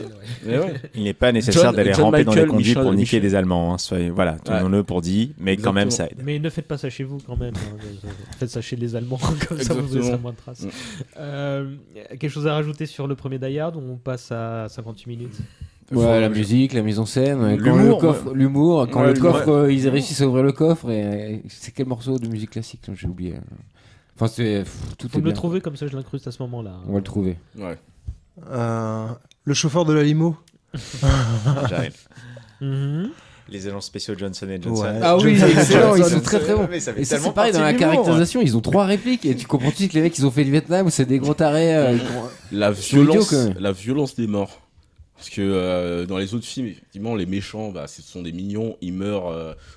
Parfois, on les voit juste tomber. Là, les morts dans les Die Hard, elles sont hyper violentes. C'est comme si c'était des overkill à chaque fois, quasiment. Et je trouve ça assez cool. Voilà. c'est la 9e symphonie de Beethoven. Merci. Ah, oh, Bah, elle se répète dans les autres. Si, c'était celui-là. Ouais. Il y en a une autre dans Une journée en enfer, Ouais. mais c'est peut-être aussi du Beethoven. Du coup. Ouais, c'est du Beethoven dans le 3 aussi. Je rajouterais que c'est quand même la source de la meilleure vidéo de Mosinor, hein, pour ceux qui connaissent. Die Hard 2 qui date de 90. Oui, c'était 2 ans après, donc 58 minutes pour vivre. C'est quoi mais le réalisateur, j'ai oublié. Rémi Harlin. Merci. Qui a pas fait grand. Si, il a Peur fait d'autres Bleu, trucs. un film sur la Formule 1 avec Jean Alési. Sérieusement Il a fait un film. Avec Stallone et tout. Ah, c'est dégueulasse. Ok, je sais Rémi qu'il a Harlin. fait. Au revoir à jamais, ça c'est son meilleur film. Ah, non, respect. c'est lui, respect. Au revoir à jamais. Ok, Qui est respect. écrit par. Ah non, au revoir à jamais, ça a mal vieilli. Hein. Non, mais Dans les années. Au vidéoclub, c'était super bien. Je l'ai loué et reloué, mais je l'ai revu Shane il y a Black, c'est quelques Shane Black qui a années. écrit Au revoir à jamais. Je crois. Ça a mal vieilli quand même. Ouais, là pour le coup, j'avais pas vu depuis un moment. Mais je crois que là aussi, comme tu disais, c'est toi qui disais que le 3e était original, mais donc là c'était encore une adaptation de roman qui avait rien à voir avec celle de la première série qui a donné naissance donc au Piège de cristal. Et donc 90 cette fois c'est l'aéroport, je sais même plus où ça se passe. C'est à Washington, ouais. Paradoxalement, alors, j'ai je sais plus comment on dit en anglais. j'ai une grande affection pour ce film, mais je m'en souviens moins. Ouais, Il y a moi plein aussi, de ouais. petites scènes que. Alors moi je l'ai revu, donc je peux vous raconter. Hein. Vas-y, c'est quoi qu'est-ce qui se vas-y. passe? En gros, donc il s'est rabiboché avec sa femme. C'est les on-off à chaque film. Il s'est rabiboché avec sa femme. Il va la récupérer. C'est elle qui arrive en avion. Il a des petits problèmes en arrivant à l'aéroport, etc. Bon, point de détail. Et le soir où sa femme arrive en même temps une tempête de neige et arrive en même temps un dictateur sud-américain capturé par des barbouzes américains. Ouais. Qui débarque aux États-Unis, sauf qu'il y a toute une histoire d'un groupe de militaires espions américains qui ont retourné leur veste, qui montent toute une machination pour le faire libérer, en fait, le récupérer au moment où il atterrit. Et pour ce faire, en fait, il trouve rien de plus simple que de prendre le contrôle de l'aéroport, des pistes, de tout le système électronique de gestion des avions. De manière à ce que, donc en gros, la tour de contrôle perd le contrôle des avions. Et sa femme va s'écraser du coup, non? Voilà. Ouais. Et tout le travail de John McClane va être de redonner le contrôle à l'aéroport. Et voilà. Pour que les avions puissent atterrir. Pour que les avions puissent atterrir, Notamment qu'il sauve celui de sa sa femme. femme et qu'il arrête Esperanza, C'est le clairement dictateur un film- sud-américain. C'est clairement un film pré-11 septembre dans Ouais. la manière de En fait, scénariser le- ouais, c'est bizarre, ils C'est essayent de plus, refaire la même chose, mais ils ont pas compris le concept du coup, parce que Ouais, l'aéroport c'est pas du tout une tour fermée, enfin c'est justement hyper ouvert, impossible à gérer finalement. Ils sont trop proches en fait du concept original. Quand McTiernan il revient dans le 3, il fait autre chose. il fait autre chose. Ouais, ouais. Il reprend des éléments du concept en fait, mais il part vraiment sur quelque chose de volontairement différent. Et là, ils essayent de coller bêtement en fait, de décalquer le truc. Et ça marche moins bien. Il y a Ah, quelques c'est- scènes marquantes. franchement, Moi, ça restait pendant très longtemps le film après, avant que j'ai vu. Donc le premier que j'ai vu au cinéma, c'est le 3. Mais avant d'avoir vu le 3 au cinéma, c'est celui que j'ai en mémoire plus que Piège de cristal. Parce que il y a la neige, parce qu'il y a l'aéroport, parce que c'est dans mon esprit C'est de aussi à gamin à Noël, l'époque. c'est aussi à Noël. On voit plus Noël. Ouais. C'est un petit peu plus spectaculaire certains trucs, les histoires de gestion des pistes, etc. Tu es plus dans la notion de film catastrophe que quand t'as 10 ans, ça te marque plus. En fait. Et encore une fois, t'as des overkill, justement grâce aux avions. Le pic à glace. Ouais. T'as des trucs absurdes. Il court sur les pistes. En fait, il essaye de faire atterrir un avion avec les torches en fait à la place des bâtons de navigation avec les lumières. Ensuite, il allume une piste à la fin carrément. Il se avec bat sur l'aile de l'avion. Voilà, à la il fin, se ça bat finit sur l'aile de elle, l'avion ouais. quand C'est t'as 10 grandiose ans. ça, cette scène. Ozone n'a rien inventé. C'est ridicule, mais c'est quand t'as 10-11 ans, c'est Ouais. plus marquant que Piège Mais de c'est cristal. En fait, Piège de over, cristal m'est venu que plus tard en fait. Et C'est plus grandiloquent. c'est Ouais, plus du coup ça fait grandiloquent. vraiment ce concept de suite Grandignol, hollywoodienne beaucoup plus, mais Ça en va. fait qui du coup passe à côté du sujet finalement. On n'a pas compris le premier film. Ouais, en grande partie. Il y a deux ou C'est trois, une fanfic, c'est tout. il y a deux ou trois Ah oui. trucs. Par contre, John McClane est toujours aussi drôle dans mon souvenir. Ouais, dans celui-là. ouais. Tu retrouves en fait le côté très abordable dans la gestion de sa famille et de sa belle famille en fait, parce qu'il Ouais. se fait embarquer la bagnole de sa belle-mère, des choses comme ça en fait. Il est mal garé. Ensuite, il s'embrouille avec les flics de la Fourrière. Ensuite, il se fait plus ou moins draguer par la réceptionniste du plot d'accueil de l'aéroport. Il y a toute une histoire. Mais effectivement, il décalque énormément ils reprennent énormément la recette, en fait, dans le sens où il court après les événements. Et au début, il court après les événements. Ensuite, il a toujours, une fois que les terroristes se sont dévoilés... C'est un twist, hein, quand même. Il Il n'y a est- rien qui l'indique dans ma mémoire qu'ils sont Riku. Ben, lui, il le voit un petit peu venir, parce que C'est tu grâce sais- à lui, si ma mémoire est bonne d'ailleurs. Ils sont obligés de se dévoiler. Oui, non. Hmm. Alors peut-être que Il ma mémoire me poursuit fait un mec défaut, dans les mais... trucs de valise, là, il me semble. non Moi, je me souviens de la scène, tu sais, où il y a tout le commando dans Non, le, parce le qu'en fait- camion et que tu as le chef d'équipe. Ça, qui c'est est, bien plus tard dans le film. C'est bien plus tard. La scène, Dans la l'église, la ça, c'est première quand scène il de se cache baston, dans une église, ouais, les c'est quand il se terroristes. cache dans l'église. La première scène de baston, c'est quand il en intercepte 2 dans l'aéroport, Oui, c'est qui ça. pénètrent backstage de l'aéroport Oui, ça, sur c'est les le truc des le valises, truc là. des valises. Ouais, T'as la Ouais, scène de c'est baston. grande Il en grande scène, tue ça, un. je me rappelle encore pas mal. Il en tue un. À ce moment-là, donc il se retrouve avec la direction de l'aéroport, etc. Qu'est-ce qui se passe? Et lui, il dit en gros, il y a des mecs qui se baladent avec des armes dans votre aéroport, ça vous inquiète pas? Il Bah s'énerve, non, il c'est les s'énerve. États-Unis d'Amérique, c'est normal. C'est américain, comme dirait Donald Glover. Il s'énerve, on l'écoute pas, et c'est à ce moment-là qu'effectivement les terroristes se dévoilent en prenant le contrôle tout simplement de tous les avions. Donc Ils c'est perdent tout après leur la scène système du électronique. camion où t'as le chef d'équipe C'est bien qui plus tard, en fait. égorge comment dire, il y a un bleu parmi l'équipe et qui lui dit C'est plus tard. j'aurais aimé que tu C'est- sois là. Elle fait, ah oui, c'est vrai, le c'est mec le- est super content d'entendre ça. Elle c'est fait, oui, le- ça m'aurait évité de faire ça. Et il l'égorge c'est- d'un seul mouvement. J'étais choqué quand j'étais gamin, moi. C'est Il est le. beaucoup plus violent, il me semble, du J'ai coup, que le l'impression, premier. ouais. Hein. Bah, Le pic à glace dans l'œil, si c'est Ouais, bien ouais. dans ce film-là. C'est dans celui-là, ouais. Moi, c'est pas un pic à glace, en fait, je crois que c'est pas un stalactite qui ramasse, C'est ça. qui plante dans l'œil. Ouais. Encore une fois, Psartek à ton professeur pour t'avoir montré ça quand tu avais 9 ans. Ouais. Ah, mais ce moment-là, je me disais, ok, quelqu'un voilà, qui sait utiliser son environnement. Et il y a quand même un côté vraie suite dans celui-là, c'est que ils reprennent aussi des personnages du premier. Il y a Powell, donc le flic du 1, qui on revoit vite fait au téléphone. Hein. Il y a aussi le journaliste qui avait Qui été se retrouve dans avec le la même femme, avion, c'est ça, qui est ouais. dans le même avion que la femme. Ouais. Et du coup, il y a tout ce rappel de ce qu'il a fait dans le premier film où il allait Oui, et- voir la famille, parler aux enfants et tout ça. Et il y a une continuité, on apprend qu'elle a pas Ouais, le droit ouais. de s'approcher de lui à 50 mètres parce qu'elle lui a foutu l'oignon qu'elle lui a mis à la fin du premier film. C'est vrai. C'est peut-être en ça que ça en fait quand même une trilogie, parce que finalement les films sont vachement indépendants les uns des autres, à part McClane, quoi. Mm. Et pour le coup, ça c'est cool, je trouve, dans le 2 qu'on revoit ces personnages. je vous dirais même une quadrilogie, mais on en parlera plus tard. Il y On en parlera pas. il y a un quatrième alternatif, on en parlera après. Autre chose à dire sur Die Hard 2 Ça veut dire non, ça. Donc, Die Hard with a Vengeance ou Une journée en enfer, retour de McTee à la caméra, 95, donc pas le... Oui, 5 ans plus tard, hein, mine de rien. Là, un pitch original, sachant que la toute première version du scénario se passait à bord d'un bateau pour une croisière, si je me souviens bien. C'est Speed 2, ça. De ça a appris, l'anecdote hallucinée que j'ai lue aussi. Oui, bah oui, j'ai fait. Quand je dis que j'ai préparé pas beaucoup, bah voilà, j'ai J'ai juste fait la sur page des halluciné. anecdotes, moi.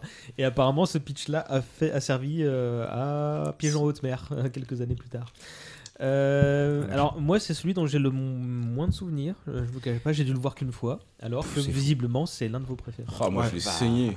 Pareil. Les premières années, je l'ai vu. J'étais en vacances au Portugal, pays cher de cœur. C'est sympa. Et j'ai passé, donc il est sorti pendant que j'étais en vacances. Et j'ai un souvenir donc de l'avoir vu en 3e semaine, d'être rentré et d'avoir filé au cinéma le voir directement. Et après, c'était, je le regardais une fois tous les 6 mois. Donc on peut dire que tu as eu des vacances au poil grâce à ce film. Exactement. Je te l'accorde, tu peux rester. Moi j'ai eu la VHS à Noël et je l'ai regardé en boucle. Je connaissais par cœur avec mon frère, on connaissait vraiment par cœur toutes les répliques. On était à donf, et puis tellement bien quoi. Il est mieux que Piège au cristal parce qu'il se passe beaucoup plus de trucs. Parce que New York. Parce que Jeremy Irons, parce que Samuel Jackson, il y a des trucs en plus. J'avais l'affiche sur la porte de ma chambre, les mecs. J'avais baratiné le mec du vidéoclub pour qu'il me la donne.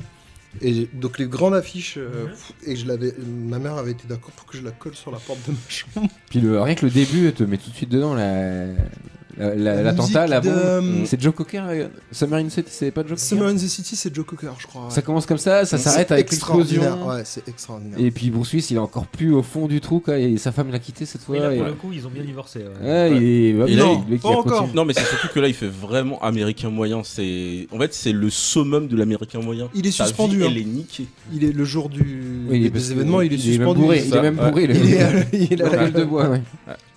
La mauvaise journée, c'est ça. Jusqu'au bout.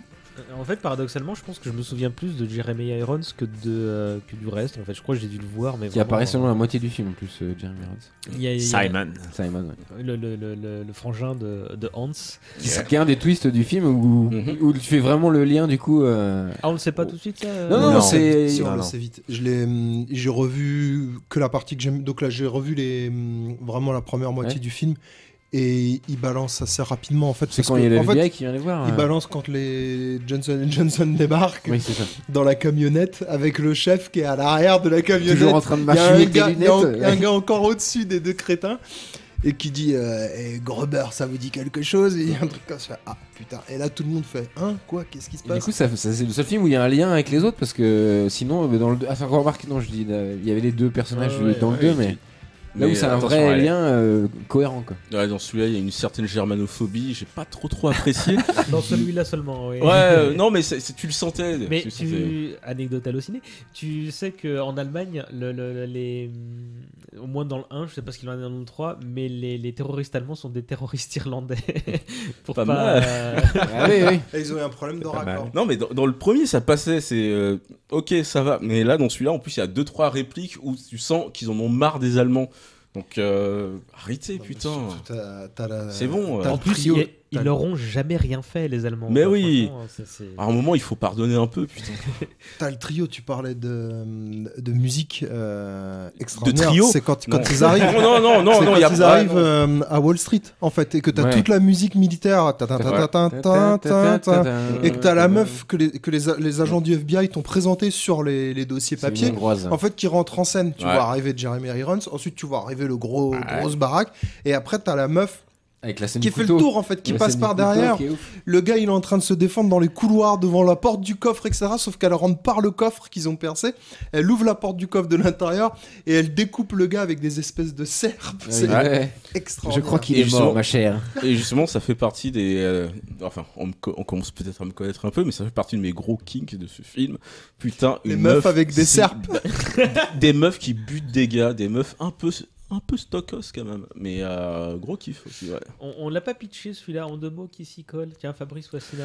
On va dire en 2 mots, petite menace terroriste sur fond de, on va dire, jeu bon enfant, et John McClane qui doit courir à gauche à droite pour désamorcer des saloperies, et c'est trop bien. Le Jacadi en fait, c'est un Jacadi, ouais. C'est un Jacadi pour ça que dans je disais New York. jeu bon enfant, avec des bombes. Et Simon Says en anglais d'ailleurs, justement, Ouais, d'où le Simon fait que l'antagoniste se fasse appeler Simon. Enfin, Parce s'appelle qu'on a- réellement Simon le d'ailleurs, jeu de Simon mots, Gruber. On n'a pas en français en fait, parce qu'il Effectivement. s'appelle Simon Non, en du coup, français, on a c'est pas. Jacadi. Alors que Tout à fait. Et du coup, c'était un scénario qui n'était pas prévu pour Die Hard, qui s'appelait Simon Says justement, qui était prévu, enfin un truc standalone, qu'ils ont réadapté en rajoutant Gruber et tout ça.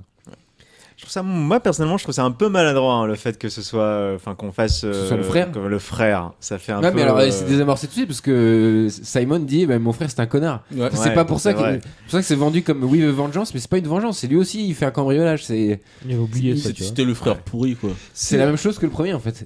c'est pas son moteur en fait, c'est juste un bonus.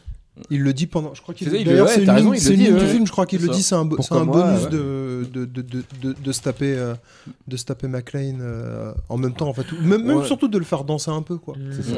Bon, après avoir 2 frères terroristes comme ça, au bout d'un moment, il faut se demander l'éducation, quoi. Hein. On demande l'éducation allemande, le travail allemand, tout ça. Bon, L'éducation c'est est la allemande. tranquille, L'éducation putain, est oh. allemande. On parle toujours du modèle allemand, mais bon. Putain, mais laissez-les. Ce qui est très fort dans Journée en Enfer, c'est qu'il quand même c'est totalement différent du premier, mais il arrive à faire des parallèles. Il y a des scènes qui sont reprises, genre le coup du combat avec la chaîne.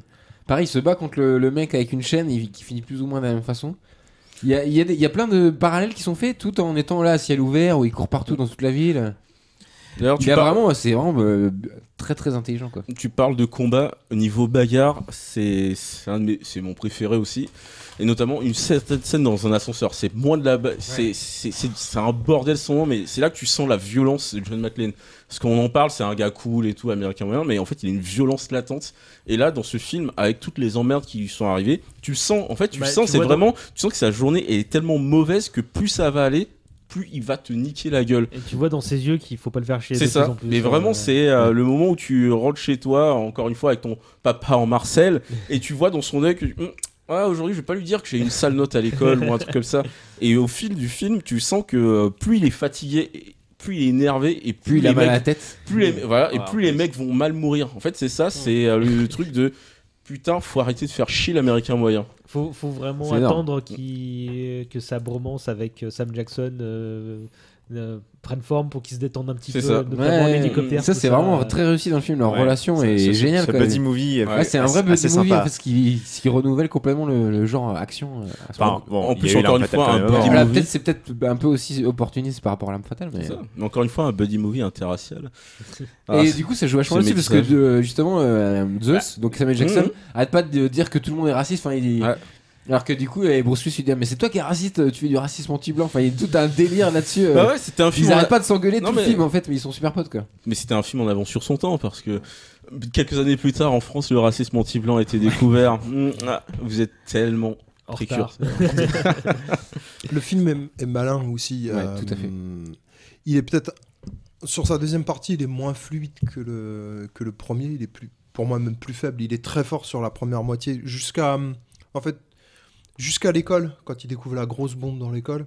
Après, on rentre dans un truc plus, on sait qui est le méchant, donc on lui court après. Il y a le tunnel de construction qui est un vrai tunnel, en fait, qui a été en construction dans New York pendant 30 ans, en fait, pour amener de l'eau. C'est un aqueduc, c'est un aqueduc souterrain, pour amener de l'eau qui remonte, où il surfe sur une vague souterraine. Enfin, c'est un peu bête, mais avant ça, le film est très malin. 2 exemples. La scène dont tu parlais dans l'ascenseur, ce qu'amène cette scène-là, en fait, c'est le numéro de badge de flic. Et l'indice, il est donné dans la première scène où tu vois McClane dans le fourgon qui viennent d'aller récupérer parce que Simon leur a demandé de le récupérer. Et il demande qui a joué son numéro au loto, etc. Parce que tous les flics de New York jouent leur numéro de badge au loto. Exactement. Ou les camions sur l'arnaque aux assurances, qui est donné dans le camion aussi, et qui est donné dans la camionnette où ils sont dans la première scène du film, et que tu vois arriver qu'à Wall Street 20 minutes plus tard ou une demi-heure plus tard. Le scénario est super bien construit. Tout est très bien préparé, mais ça, c'est McTiernan, dès le premier, il préparait très bien les choses.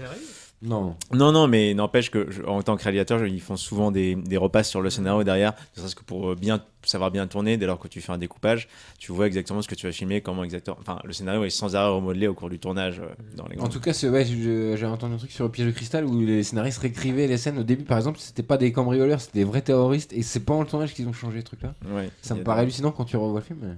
Les tas de choses comme ça qui dans les productions hollywoodiennes encore plus de ces années-là, en fait non, depuis le départ, c'est déjà avec des gens comme Chaplin ou ce genre de choses qui réécrivaient sans arrêt en fait au plein cours le tournage. Ça continue de se faire, moins maintenant dans ce qu'on se fait en termes de blockbuster, mais dans les années 90 c'était encore en train de réécrire sans arrêt le tournage pour recalibrer, savoir exactement quoi tourner, comment l'insérer pour fluidifier les choses, ou si jamais il y a de bonnes idées, tu l'intègres et ça change la dynamique, comme dans les derniers Star Wars.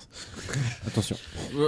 Vous prendrez bien une petite anecdote pour conclure. Apparemment, la scène de braquage des stocks d'or de la réserve fédérale à New York a été jugée tellement réaliste par le FBI qu'ils ont revu tout leur système de sécurité après la sortie du film.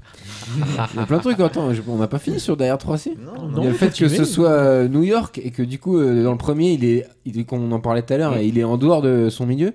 Là, il est dans son milieu, donc il connaît les raccourcis. Il est à la maison.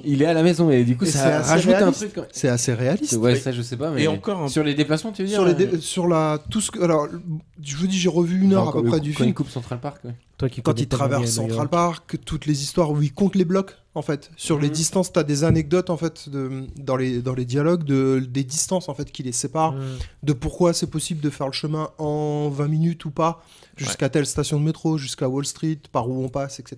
On coupe à travers le parc. C'est c'est somme toute assez cohérent en fait. C'est pas hyper réaliste, mais c'est cohérent. Toi qui connais tellement bien New York. Oui. Mais là, sur ce point new-yorkais, c'est un petit truc qui m'est venu au fil du podcast. C'est les héros américains new-yorkais sont peut-être les plus cool, à part Ted Mosby qui est un putain d'enculé. Mais putain, Spider-Man, c'est gratuit. Non, c'est pas gratuit. Remater le truc et checker. Mais Spider-Man, enfin Peter Parker, c'est un putain de New-Yorkais hyper cool. John McClane, pareil. Et on se rend compte que ouais, ce sont peut-être les héros les plus humains quand on check leur ville d'appartenance. Les New-Yorkais on va dire dans la pop culture américaine de ces 10-20 dernières années, ce sont peut-être les plus humains. On se rend compte qu'ils sont en adéquation avec leur quartier, qu'ils sont prompts à, on va dire, dépasser leurs limites pour leurs concitoyens. Et il y a peut-être un petit quelque chose... ouais, la fierté new-yorkaise. Et d'ailleurs, même, on parlait de Madagascar tout à l'heure. Et au moment, ils sont paumés dans la jungle. Et la mamie horrible qui fait ouais, mais nous à New York, on galère et tout. Mais putain, mais tu crois que c'est une jungle qui va nous arrêter ? Ouais, on est des New-Yorkais. Et ils commencent à se rallier là-dessus. Il y a peut-être quelque chose à New York. Il y a peut-être quelque chose dans cette eau qui fait l'identité de la ville est plus forte que, enfin, de notre point de vue d'Européens, mais l'identité est plus forte que toutes les autres villes aux États-Unis. Ouais, je crois qu'il y a un truc comme ça. Ouais. Le fait que tu dis c'est un flic de New York, c'est plus ça en fait déjà un personnage à part, quoi. New York, ville du shonen, donc. C'est ça. Peut-être. On est des New-Yorkais. Ouais. Moi, ça a été mon Die Hard préféré pendant longtemps, à cause de ça, en fait. À cause de ça et de la dynamique entre Zeus et McClane. Enfin, ça, le côté humoristique, ça c'est resté pendant de longues années mon préféré, jusqu'à ce qu'à force de répétition, en fait, Piège de Cristal prenne le dessus. En fait, je prends plus de plaisir aujourd'hui à voir Piège de Cristal que Die Hard 3, juste parce que la fin de Die Hard 3, elle se tient moins bien, en fait. Voilà. Fin qui n'est pas la fin originale. Vous aviez vu ? Vous saviez ça ? Oui, je sais plus si c'est... La fin alternative qui est ouf. Alors, je le savais, c'est pas une anecdote hallucinée, parce que là, moi, je savais qu'il y a des images, elles existent, on les voit. Ouais, on les voit. Ils sont sur le DVD. Oui, je l'ai vu sur YouTube, en fait, c'est quand il descend... ils font une roulette russe avec un lance-roquette. Dans un bar, c'est ça. En fait, il y a la fin originale, c'était Gruber se casse avec l'argent. Donc, il réussit. Donc. Après le bateau, il réussit. Et Bruce Willis, enfin McClane le retrouve, on sait pas quand, mais il retrouve 6 mois plus tard, je sais plus où, dans quelle ville. Et il fait une sorte de... Il lui dit ok, tu m'as retrouvé, donc il fait tout un dialogue et ils font un jeu. Il dit je te propose un jeu, et il y a un lance-roquette. Enfin miniature, ils font tourner comme ça. Un lance-roquette ? Oui, je te jure. Et la scène existe. Ils font tourner et donc ils se retrouvent chacun avec un côté du bazooka de lance-roquette. Ils savent pas lequel côté va tirer. Ils appuient dessus et Gruber se prend la roquette. Et ça finit comme ça. C'est pas du tout la fin avec l'hélicoptère où il lui reste plus qu'une seule balle ou 2 balles comme la fin de Piège de Cristal en fait. Qui du coup était fait en... Mais toute cette fin était refaite quoi. D'accord, oui, un peu trash comme fin, mine de rien. C'est pas la même chose. Ça n'a pas été retenu parce que ça présentait John McClane sous un angle trop tueur de sang-froid. Quoi. Et puis... Trop de droite. Ouais, voilà, exactement. Et ça les a pas gênés pour le 4-5 par contre. Non, mais même dans les 3 premiers, c'est un putain de meurtrier de masse. Ah oui, d'accord. Oui, mais presque en self-défense.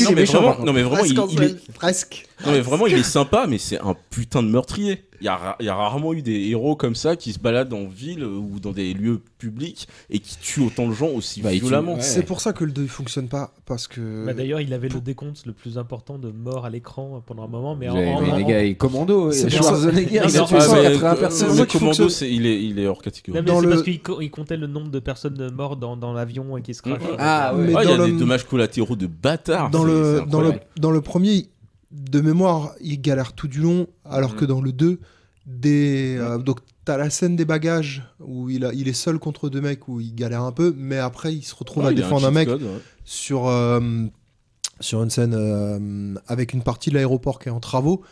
Il tue 6, 7, 8 mecs, 8 terroristes qui attaquent un gars, un groupe en fait. Donc le groupe se fait défoncer, et le groupe est armé, c'est la sécurité de l'aéroport.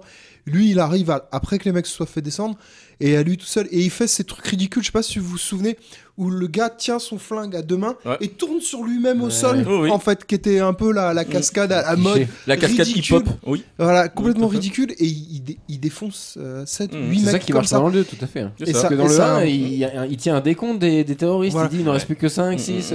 Il sait, et puis il sait leur prénom, il Donc, les écrit carrément sur sa voilà. main et tout. mais- Sur le 3, Il reste c'est plus que Jean-Michel. Sur le 3, c'est pas très grave parce que la dynamique elle est différente. Sur le 4 et le 5, ça devient n'importe quoi. Mais c'est le même problème si vous avez regardé 24, c'est le même problème qu'on a avec Jack Bauer. Sur la première saison, il galère. Sur la deuxième, il galère plus trop vraiment, puisqu'à un moment même il fait un arrêt cardiaque. Il et encaisse tout. une bombe atomique. Mais dans la saison. après, c'est un super héros. Alors que dans la première année, c'est un mec qui est dépassé. En fait, il Mhm, le dit c'est ça. lui-même, il Pas le dormi, dit ouais. où je suis, quoi. C'est. Mais encore une fois, J'ai tué 3 mecs en 3 heures, c'est pas normal, alors qu'après c'est 30. on retombe quoi. sur le truc des fanfictions. Le 4 et le 5, en fait, sont des fanfictions de mecs qui ont kiffé les premiers. Le 2, c'était déjà un peu une fanfiction, mais là, le 4, le 5, c'est. En fait, on se rend compte que c'est peut-être. Il y a que McTiernan qui peut faire un Die Hard. Ou alors Naughty Dog. Parce que, on va y venir dans un instant. je sais pas. Avant, pour faire une espèce de synthèse des trois, et avant de vous demander votre préféré. Alors, question, je vais vous poser 2 questions. Votre préféré est celui que vous estimez être objectivement le meilleur parmi les 3 premiers. Mais juste avant, est-ce qu'il y a des trucs moyens ou pas bons dans cette trilogie, selon vous? Genre la fin de Piège de Cristal est pas ouf. Quand le méchant se réveille. À la fin, après avoir. Il y a toute la fin, tout le monde se congratule. Et là, il y a le mec qu'on croyait mort qui se réveille. Et qui finalement, c'est pour finir l'arc de Powell parce qu'il a jamais sorti son flingue depuis 30 ans. Et là, il sauve McLean. Ça, c'est n'importe quoi. D'ailleurs, même McTiernan fait la remarque dans Last Action Hero où il fait dire au personnage, mais pourquoi le mec à la fin de Piège de Cristal il se relève? Excellent film aussi, Last Action Hero. Oui, tout à fait. sa relation familiale, en fait, ça donne. D'ailleurs, ça, encore une fois, embraye sur le vrai 4. Sa relation familiale, en fait, ils sont. Enfin, sa femme, sa fille et tout sont vraiment on va dire en fond d'histoire, mais on aimerait bien en savoir un peu plus, et c'est comme ça que le 4... Vraiment. De quoi? Vraiment. Bah non, parce que dans le 3, ils ont zappé toute cette partie. Hein. Mais oui, mais justement, c'est ça, on aimerait bien en savoir un peu dans sa famille et tout ça. Son histoire d'amour, Non, c'est mais Zeus. justement, la C'est vraie... Zeus. Non, mais le vrai 4, c'est Die Hard Vendetta. Je te relance sur le sujet dans un instant, Allez. t'inquiète pas. Mais... Non, ouais, c'était sa vie de famille, Le truc pas bien. parce qu'il était zappé dans le 3e, et ça m'énerve un peu. Moi, je te disais, j'ai longtemps préféré le 3. Avec le temps, c'est la fin. La preuve là, autant j'ai revu ceux que j'avais pas vus depuis 10-15 ans. J'ai revu la première moitié du 3. J'avais pas grand intérêt après l'école à voir la fin, parce qu'elle est plus linéaire. Elle est moins maligne. Je sais pas. Peut-être qu'il y a un côté décomplexé par rapport à la violence, sans que ça soit super héroïque au sens Schwarzenegger, Commando ou autre. Il y a un côté assez décomplexé en fait. Il n'y a pas de recul. Il y en a un petit peu au début du 1 en fait, où les premières scènes d'action quand même ils galèrent et tout. Et j'ai revu le 3 ou le 2. Il défonce des mecs, mais et le 4 et le 5 on va en parler, si pour le coup on va en parler, mais c'est ridicule, c'est encore une fois le 3 le 2 et le 3 c'est un jeudi pour lui, et le 4 et le 5 il est en week-end quoi. Non mais encore une fois le 3 c'est son seum qui le rend aussi violent. Sa vie c'est vraiment de la merde, il a plus rien à perdre, il est énervé. Oui, c'est dans le premier, il y a encore ce truc. En fait, c'est un homme normal. Dans le 3e, sa vie est tellement partie en couille qu'il n'est plus que haine. C'est vraiment ce truc de road rage et tout. Il galère encore. Hein. Ouais, il galère. Mais d'ailleurs, s'il n'y a pas de 3... Zeus, le film il s'arrête. Enfin, celui qui fait avancer le truc au départ, c'est plus Samuel L. Jackson que Bruce Willis. C'est une des réussites d'ailleurs pour ma vision. Mais effectivement, il galère beaucoup. En fait, c'est pas donné, ça vient pas tout seul. C'est le concept de la saga en fait. Il y a quand même un côté. Avec le recul, c'est sur la. Ouais, moi, ça m'a frappé sur le 2. Hein. Sur le 3, j'ai énormément d'affection sur le 3, donc je suis moins critique. Mais sur le 2, ça m'a choqué vraiment le nombre de morts en fait. Et pareil. Pour rien en fait, et facile. Juste, c'est. Là, on tombe dans la glorification. Non, ça, on tombe dans la glorification qui était l'apanage des films d'action avant. Des années 90, complètement. C'était complètement ça. L'arme fatale, il tue 2000 personnes aussi. C'est pour ça que le 3, pour moi, il fonctionne mieux. C'est qu'il est avec ses potes, en fait. Et que c'est pas tous des demeurés, en fait. C'est-à-dire que le capitaine vraiment prend, je sais pas quel est l'acteur, il prend beaucoup de temps à l'écran. C'est vrai. Ouais. Ses potes qui meurent ou pas, ils sont là, ils ont des histoires, des idées, etc. Dans le 2, dans l'aéroport, c'est une grande lignée d'incompétents. Hormis dans le 1 aussi, les flics sont montrés vraiment comme des mecs qui n'ont rien compris. Quoi. C'est l'agent, le sergent Poel qui lui a compris ce qui se passe avant le chef de la police et le FBI. Mais en même temps, encore une fois, ce sont pas des vrais flics new-yorkais. Donc, encore une fois, New York, la vraie base. Les flics de Los Angeles, c'est Starsky Hutch quand même. Ouais, donc, alors que New York sont des Saiyans, sûrement beaucoup d'Algériens dans cette ville. Non, c'est vrai que la police est beaucoup plus. La police est beaucoup plus performante, mise en valeur entre guillemets dans le 3. Parce qu'il est chez lui. Peut-être parce qu'il est chez lui, effectivement. Tu voulais rajouter un truc, Cassina ? Ouais, en fait, quand j'étais enfant, je confondais beaucoup le 3, Speed et Chute libre, en fait. Pour le Chute Falling Down. Le film qui a été repassé. Michael Douglas. Exactement, avec Michael Douglas. Tout à fait, qui a été pastiché par Diz La Peste dans son clip Je pète les plombs. Ah, d'accord, ok, merci. Voilà. Et en fait, le côté énervé du personnage, moi enfant, je l'avais fusionné avec le personnage de Chute libre qui sillonne, pour le coup, Los Angeles en cassant des gueules un peu partout. Ça, des gens, ils tuent des mecs. Ça gratos, ça. J'avais la même chose avec le Dernier Samaritain. En fait. Ou pour moi, avant que Die Hard soit Die Hard avec une trilogie, etc., un personnage, j'avais mixé Die Hard 1, Die Hard 2 et le Dernier Samaritain. Pareil. Comme un espèce de Bruce Willis verse en fait de et je rajoute Hudson Hawk, Gentleman Cambrioleur. Ouais, mais il était moins à la ramasse, moins bourré, voilà, pareil, qui gère rien dans sa vie et tout. Mais c'était un espèce de Universe, t'as raison. Ouais. Hudson Hawk, il était un peu plus fou. Ouais, il était fou. Mais dans le bon sens. Après, je suis d'accord avec toi. Mon Die Hard préféré, c'est le Dernier Samaritain. C'est pareil.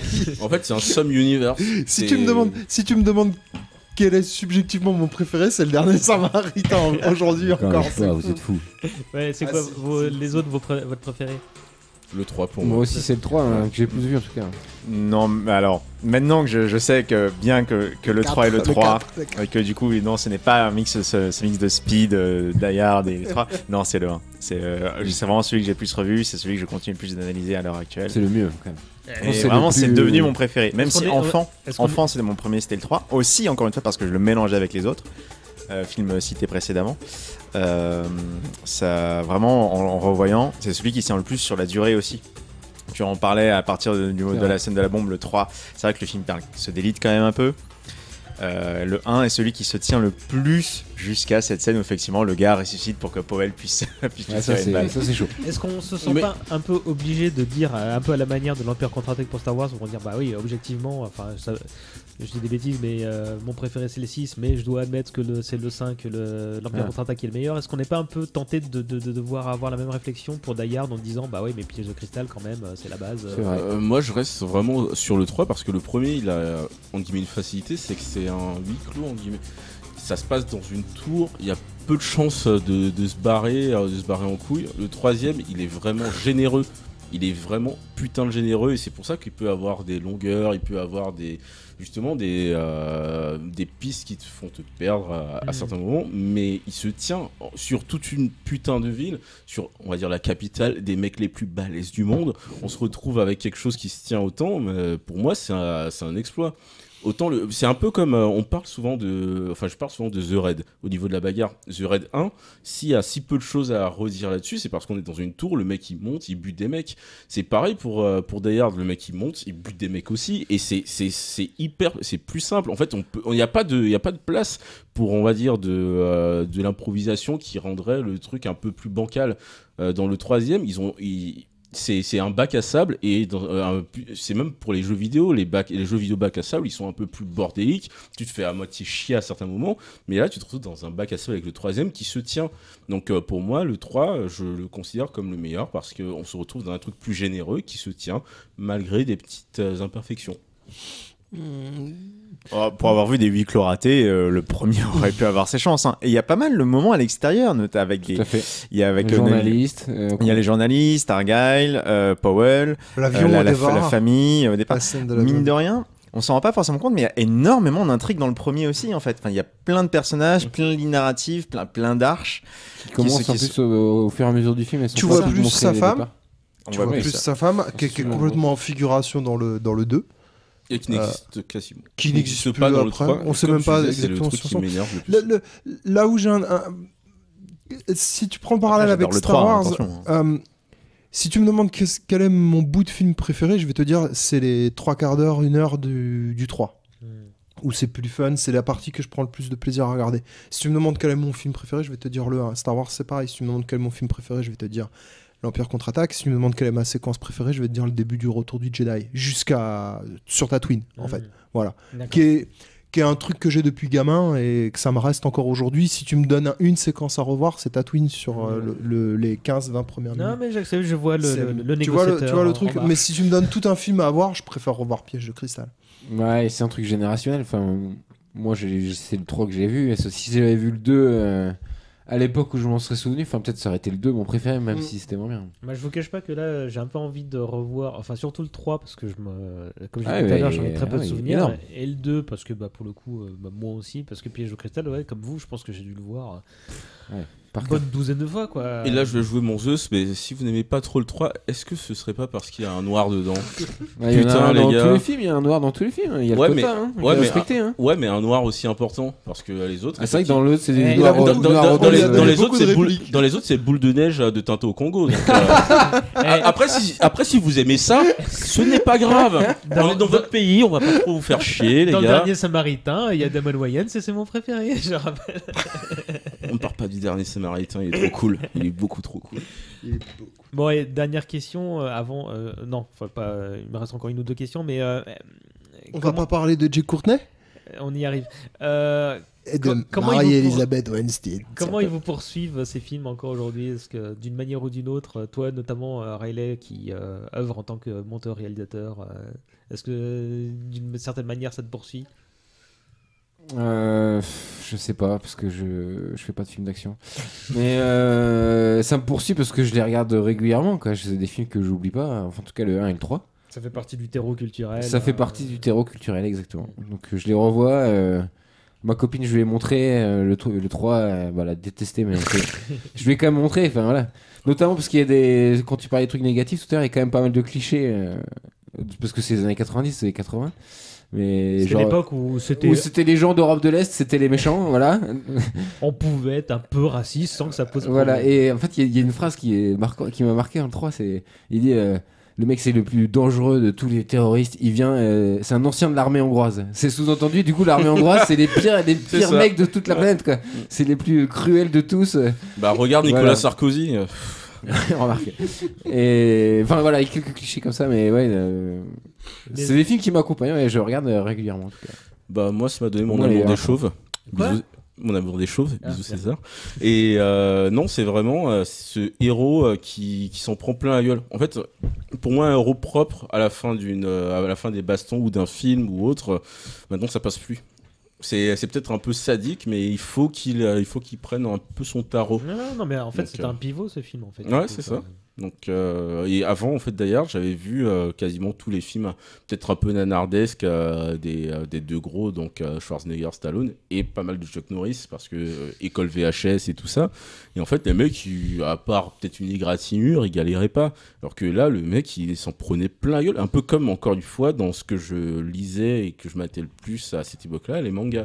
Dans un manga, le héros, il se retrouve, il pourrait même perdre un bras et tout, il continuera à se battre. Et c'est pareil pour John McClane.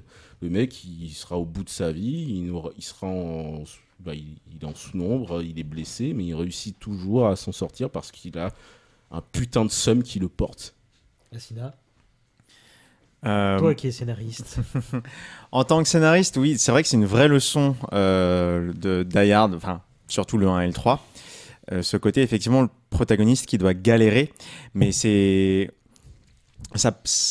pas si facile à mettre en place en plus, parce qu'on a l'impression que à l'écriture, on a l'impression que les héros, même type James Bond ou ce genre de choses, on a l'impression qu'ils galèrent tous, alors que non. Là, vraiment, les difficultés, elles sont mises en place parce qu'il a des conflits personnels à gérer, il fait face à des ennemis intelligents et retors, vraiment qui s'adaptent. Hans Gruber, Simon Gruber. Et enfin, physiquement, plus ça va, plus il perd de trucs, quoi. Je veux dire, il se retrouve par se trouver en Marcel, pieds nus. Il est carrément à poil à la fin. Il est en torse nu. Oui, à la fin, il est torse nu. Du coup, c'est vraiment ce côté où plus ça va, plus l'héros, effectivement, il en chie et ça a un vrai impact. C'est pas juste oh, ça va, j'ai une blessure au bras, mais ça me gêne, et ça gêne plus le protagoniste pendant tout le reste du film. Ouais. Alors que lui, non, quand il a marché sur les bris de verre, il est vraiment blessé, il traîne, il rampe, et ça se voit sur sa gueule, et c'est beau. Voilà, c'est beau, c'est de l'art. Un homme blessé. Ah, mais t'aimais toujours. Et d'ailleurs, je repars sur Naughty Dog, encore une fois. Non, mais c'est. Fanboy. Ouais, peut-être fanboy, mais vraiment, c'est en reparlant de ça que ça me revient à la gueule. C'est dans The Last of Us, il y a certaines séquences, on va dire un peu plus tard dans le jeu, où Joel, c'est John McClane. Tout ce qu'il fait, il en a marre, mais déjà de base, il en a marre parce que sa vie est un peu merdique, mais il se retrouve blessé, il se retrouve à perdre des gens et tout, et sa gestuelle, sa manière d'appréhender les choses, à un moment, il bute un mec de sang-froid, enfin, il le torture à moitié pour récupérer un truc, mais c'est pas parce que c'est trop un badass, c'est parce qu'il en a marre et qu'il risque de perdre le dernier truc qui lui reste de sa vie, et tu sens son intonation, sa manière de le regarder, tu vois la fatigue dans le regard, mais c'est ça, c'est la fatigue. En fait, Die Hard, c'est ça, c'est ce moment où la fatigue te fait te dépasser pour te dire putain, faut que ça s'arrête. Et John McClane, c'est un mec qui est porté par sa fatigue et par son seum. Le film qui incite à dormir 8 heures par jour.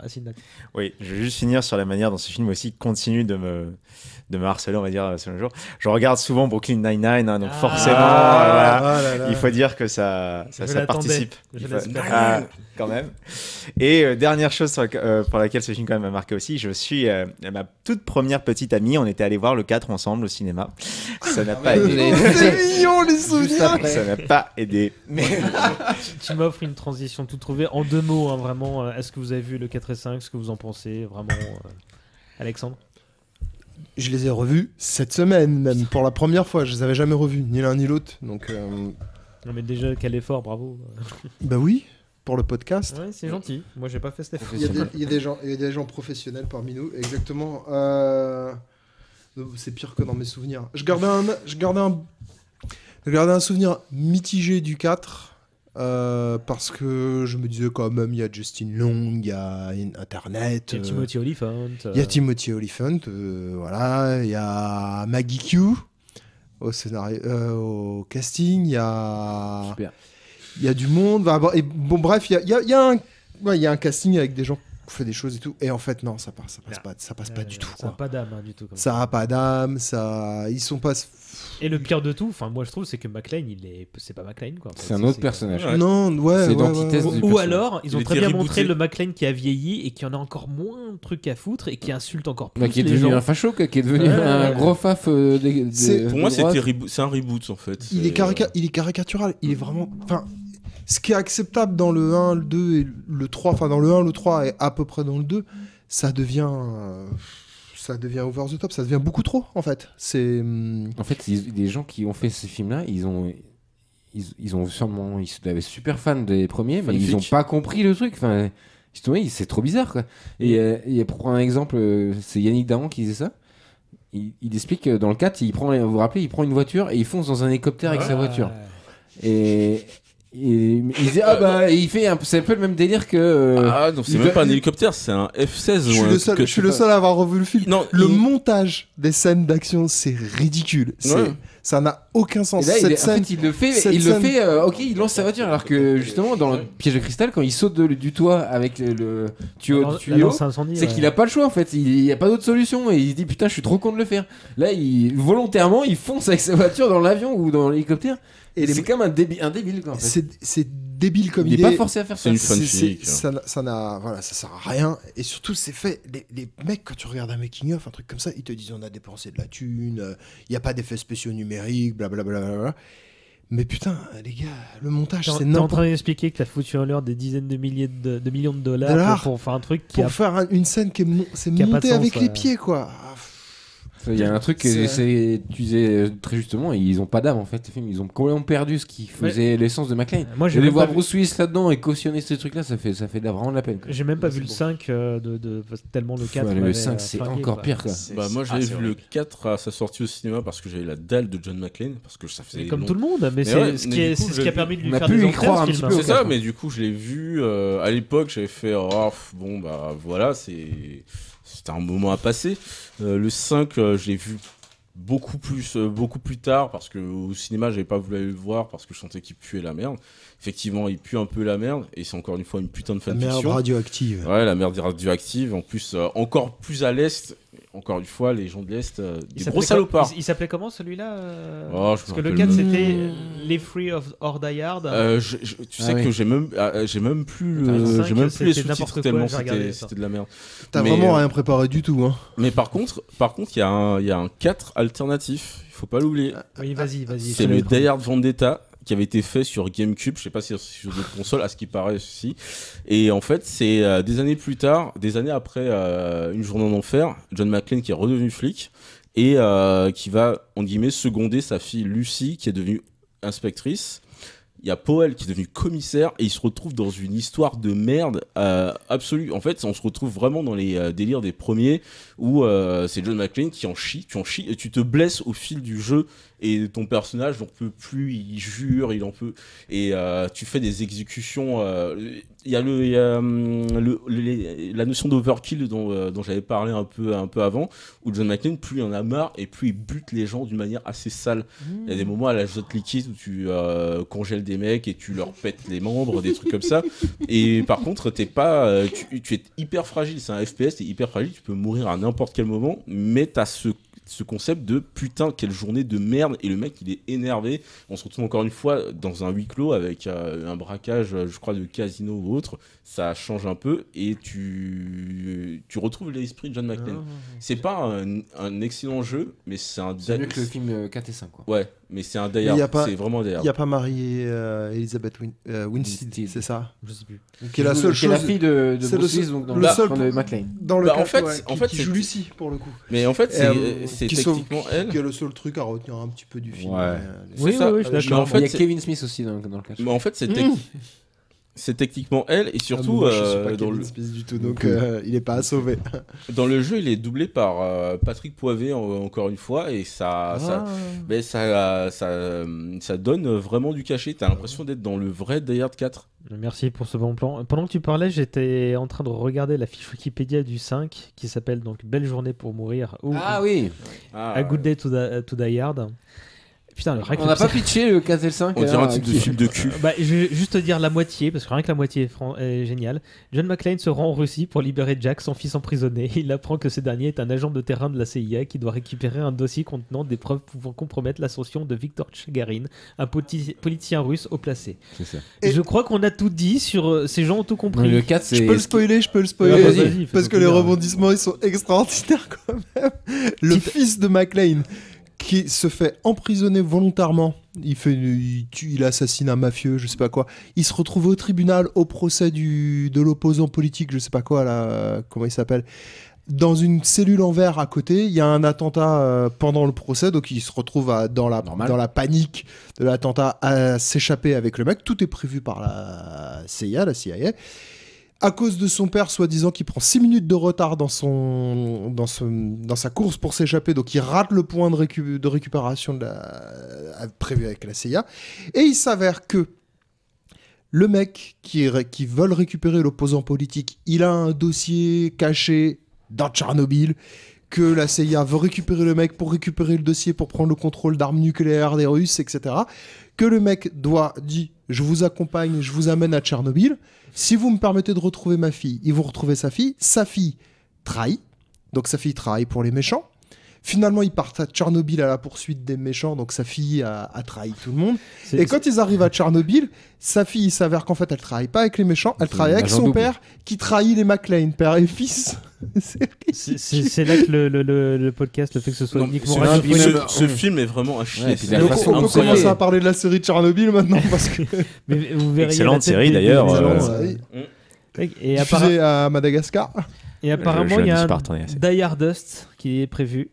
Donc... Die Hardest. Ouais, bon, Die Hard jeu, 6. c'est pas mal. Il y a en faisant une recherche, il y a un préquel qui est prévu. Aussi. Qui s'appelle McLean. Les dernières news, elles datent d'il y a 2 ans. Je pense que ça a abandonné. Ça a abandonné. C'est foutu, ça. Heureusement. Et en fait, c'était vraiment pas un préquel. C'était pas totalement un préquel. C'était les moments actuels de John McClane. Le John McClane hyper vieux qui se rappelait de ses premiers genre de Young Indiana Jones. Donc en fait, tu te retrouvais avec un saut dans le temps avec le vieux John McClane qui allait dire encore une fois, qui allait lâcher un petit, je suis trouvé pour ces conneries. Et à un moment, tu allais voir le jeune John McClane avec des cheveux, sûrement avec des effets de synthèse dégueulasses. Je suis fatigué. Pour les cheveux. Ouais, mais non, c'était pas, ça avait pas l'air bon. Juste le 4 mais toi aussi, t'auras des cheveux en synthèse un jour. Très mise en scène de ces trucs-là. Le 5, ça fait pitié. C'est effectivement, je le trouve assez horrible en termes de réalisme. Mais moi, le 4, en le regardant, je me suis dit, mais en fait, tout serait beaucoup plus intéressant si on était que du point de vue du méchant, en se disant, j'en vois des trucs et tout. Il y a, j'entends par la radio qu'il y a un mec en Marcel qui est en train de débouter petit à petit mes trucs, jusqu'à ce que j'envoie ce putain de F16 et que même là, ça marche pas. Ce serait vraiment beaucoup plus drôle comme ça, en fait. Dans Die Hard Vendetta, t'as ce petit côté-là. Ça suffit, là. Ouais, Die Hard Vendetta, t'as ce petit côté-là où tu vois les méchants en train de se dire, mais putain, c'est qui cet emmerdeur? Et ils n'en peuvent plus. Hein. Il y a des moments avec des hélicoptères. D'ailleurs, avant même le 4ème, t'avais du coup ce moment où tu te fightais avec un hélicoptère et c'était beaucoup plus stylé. C'est comme à la fin du 3. Genre, il saute sur. Parce que dans le 4, il saute sur le. Ouais, non, il saute sur le F16. Pas à ce point. Pas à ce point. Le 4ème, il est trop over the top. Ça marche. T'as ça un petit peu dans le 2. Dans le 2, il tape sur le système du colonel Stewart, un truc comme ça. Parce que. Il tape sur le système de. Le colonel Stewart pense avoir tué John McClane 4 fois dans le film. Un truc comme ça. 4 fois. Et non, je suis pas mort. Dernière question, vous avez vu la série sur Netflix The Movies That Made Us? Ça vous dit quelque chose, ça? J'ai maté un épisode et c'était sur Maman, j'ai raté l'avion. Ouais, parce que donc c'est pour ceux qui connaissent, il y a The Toys That Made Us qui en a 3 saisons et c'est toujours cool ça raconte l'histoire donc de jeux cultes et donc apparemment ils font le spin-off pour les films cultes. Et c'est vachement cool. Il y en a un sur Die Hard du coup. Et il y en a un sur Die Hard. Alors je l'ai pas vu hein, donc mais bon du coup ça fait de la petite reco comme ça. Et vous m'en direz des nouvelles. Moi aussi je peux en faire une. Vas-y. J'écoute un podcast qui s'appelle The Q&A. Et c'est en anglais, hein. Et je peux pas vous dire qui est l'intervieweur en gros, mais c'est un gars qui est assez connu, qui a pas mal d'entrées à Hollywood, qui écrit sur un magazine américain. Il s'appelle Harvey Weinstein. Backlog. Et il y a un interview de, je crois qu'il y a un numéro sur John McTiernan. Voilà. Très bon. D'accord. Et ça vaut le coup. Commencez par celui de John McTiernan et puis après vous rebondissez sur d'autres trucs. Il y en a un extraordinaire sur Tarantino qu'il a ressorti pour Once Upon a Time in Hollywood, mais le podcast en fait est un remontage d'un interview qu'il a fait à l'époque de Inglourious Bastard. D'accord. Et t'es sûr que c'est pas Weinstein qui le fait? Non. Une autre reco, depuis sa prison, il podcast depuis la prison, tout est possible. Il faut s'occuper. C'est un concept, ça. Attends, Balkany se présente à la mairie depuis la prison. Interviewer Balkany en prison. J'ai plus aucune maîtrise. Là, je vais dicter que c'est la fin de ce podcast. Non, on n'a pas parlé de Die Hard Trilogy, le jeu vidéo sur PlayStation, qui était formidable. Allez, vas-y. Et bah, j'y ai plus joué que vu les films. Heureusement qu'il y a des gens qui ont préparé ici. Hein. Et non, mais je l'ai préparé toute ma vie ce jeu vidéo. Je l'ai fait des milliers de fois. En fait, tu jouais à Piège de cristal, donc c'était un mode où tu tirais sur des gens. Ah oui, chaque film était un mode. Voilà, le deuxième c'était un mode FPS. Enfin, même pas. T'avais les caméras bougeaient, tu bougeais la cible. Et le troisième c'était. Si, le deuxième c'était comme Time Crisis un peu. Time Crisis ou Virtua Cop avec fallait jouer avec un gun. Et le troisième c'était course de poursuite dans New York en taxi ou en voiture. Tu devais aller à des endroits. Non mais c'était excellent ce jeu. J'ai joué des centaines d'heures, voilà, super souvenir. J'y ai plus joué que donc Die les jeux Die Hard, ils sont pas dégueulasses. Enfin, encore moins dégueulasses que le 4 et le 5. Et est-ce que les films Die Hard, ils se regardent bien, enfin les 3 premiers, ou même le premier, est-ce qu'ils se regardent bien encore aujourd'hui? Toujours. Et se revoient certainement très bien, mais est-ce qu'ils se voient pour la première fois très bien? Oui. Toujours, et d'autant plus que la jeune génération a joué à Uncharted. Donc t'as joué à Uncharted, Die Hard, tu vas kiffer. Mais c'est son vrai gamin, putain. Asina, attache-le. Fort sur les bases. Bah ouais, c'est le vrai gamin. On parle d'Indiana Jones, mais non, c'est son père. C'est bon. Ouais. Moi, je pense qu'il se voit très bien, effectivement, surtout pour une jeune génération qui va m'y promener au MCU, entre autres choses, avec quand même pas mal sa part de héros qui ont l'air quand même sacrément invincibles, mais qui va avoir le côté Marcel. Et je pense que ça va faire du bien de voir, pour eux, de voir des gens qui galèrent vraiment, auxquels ils peuvent s'attacher, avec notamment des problématiques familiales. Et effectivement, ce côté, plus ça va et moins ça va, mais quand même avec un peu d'ingéniosité et pas mal de tripes, on finit par s'en sortir. Moi, je pense que ça se voit vraiment bien pour la première fois encore de nos jours. En tant que représentant de la jeune génération, je confirme. Ça se voit mieux que L'Arme Fatale. Ah ouais, j'ai fait le test. Ah, pourtant, L'Arme Fatale, dernièrement... Le premier oui, ça va. Les autres, mais là, tu parles de revisionnage, tu parles pas de découverte. Non, je parle de premier visionnage. Non, il parle de la série télé. De découverte. Oui, non. Non, parce que tu vois, je les montrerai bien à deux de mes neveux. J'ai fait le test et ça fonctionne. Bah ouais. Le premier, Arme Fatale, est assez dur, quoi. C'est moins fun que ce qu'ils font à partir du 2. Après, je pense juste que bon, c'est aussi des rythmes un peu différents par rapport à une certaine époque. Enfin, par rapport à notre époque actuelle, donc ça peut mettre un peu de temps pour entrer dedans, mais faut préparer tes neveux, quoi. Voilà. Non, mais d'ailleurs, il vieillit pas une seconde, un pigeon cristal, et il est hallucinant de modernité. Enfin, je sais pas, le film, il a 10 ans d'avance, surtout, quoi. Enfin, il est 1000 fois plus rythmé que des Marvel là, qui sont sortis il y a un an. Enfin, et techniquement, donc... et en plus, techniquement, c'est irréprochable. Enfin, ouais, ça gagne. Et même dans 20 ans, tu ressors le même scénario, ça fonctionnera. C'est un mec lambda qui doit dépasser ses problèmes du quotidien. Et qui doit vaincre des Allemands. Voilà. Je trouve pas qu'ils vieillissent beaucoup, à part... Non, ils vieillissent pas, ouais, tout à fait. Dans ma tête, oui, il avait beaucoup d'avance à l'époque, mais même... Le 5 paraît plus vieux que le 1. T'as des écarts sur l'utilisation de la technologie, mais c'est mineur en fait. Sur la cohérence du film, t'y penses pas en fait une fois que t'es dedans. Ouais. Aujourd'hui, il vaut mieux voir un film qui a été fait pré-téléphone portable que de voir un film qui a été fait sur les premières années des téléphones portables, parce que l'écart de technologie te sort du film. Ce qui est d'ailleurs un des gros problèmes du 4, parce que c'est sur ça parle de piratage informatique, c'est totalement has-been au bout de 6 mois. Quoi. Ça te sort complètement du film. Et le seul moment où il pourrait devenir has-been, c'est si des mascus réussissent à s'emparer de Hollywood et disent qu'un héros ne peut pas être comme ça. Parce que c'est techniquement l'un des rares héros du quotidien. Et on parle souvent de la Girl Next Door, mais John McClane, c'est le Man Next Door. C'est le Man Next Door. Donc c'est le seul moment où si on dit ouais non mais attends, le mec il boit des bières, il va pas à la salle tous les jours et tout. Donc ton voisin républicain mais sympa à qui tu fais t'es content de faire un barbecue à Thanksgiving. Il est pas républicain, il est tellement beurré qu'il va pas voter, donc il a en fait carte de parti. Il est démocrate dans le 1 et il vient républicain dans le 4. Entre le 3 et le 4, on n'a pas vu ça. Il n'a aucun parti. Je crois qu'il y a un jeu vidéo dessus.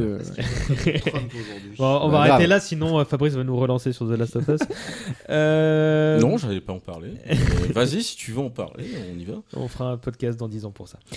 Merci à vous de m'avoir accompagné pour cet épisode, les enfants. Le petit tour de table habituel, si vous avez une actu ou si vous avez des trucs où vous voulez que les gens vous suivent, c'est votre moment. Asina. C'est en cours. Ouais, mais... comme d'hab, d'accord. Tu veux dire ça. Fabrice. Le goûteur culturel sur Twitter. Sinon, vous pouvez acheter les BD Grand Angle, dont jusqu'au dernier, l'un des meilleurs westerns de ces dernières années. Donc allez-y, achetez. Comment ça s'appelle ? Jusqu'au dernier. Voilà. The Last of Us. Ah, ça colle. Ça colle. Riley. Nous on fait un podcast avec les copains qui s'appelle Pourquoi Buffy c'est génial, pour qu'on explique aux gens qui savent pas encore pourquoi Buffy c'est génial. On fait aussi un truc sur Lost qui s'appelle Pourquoi Lost c'est génial, qui est plus sur YouTube. Ah oui, ça arrive, hein, t'as rigolé, je t'ai vu, Fabrice. Ouais, pardon. Et si, c'est vraiment bien. Et on fait aussi du jeu de rôle, on s'enregistre. JDR Academy, voilà. Et puis viens, on fait des films, qui est un podcast pour les cinéastes amateurs, où on donne pas des conseils, ça serait un peu un grand mot, mais on interviewe des gens qui font ce genre de choses et qui expliquent comment se lancer, en tout cas. J'ai écouté le premier il y a 2 jours et c'était très bien. C'est très bien, ouais. Pourquoi Buffy c'est génial. Merci. Oui, mais ça, on le savait. Ça fait partie des certaines choses sûres et certaines du milieu du podcast francophone. Tout à fait. Et je profite que tu sois là pour dire à Sartman que j'attends toujours ce spin-off sur Serenity. Voilà. Alex ? Pas d'actualité. Moi, j'ai un vrai travail dans la vraie vie, n'est-ce pas ? Et t'as un emménagement à faire.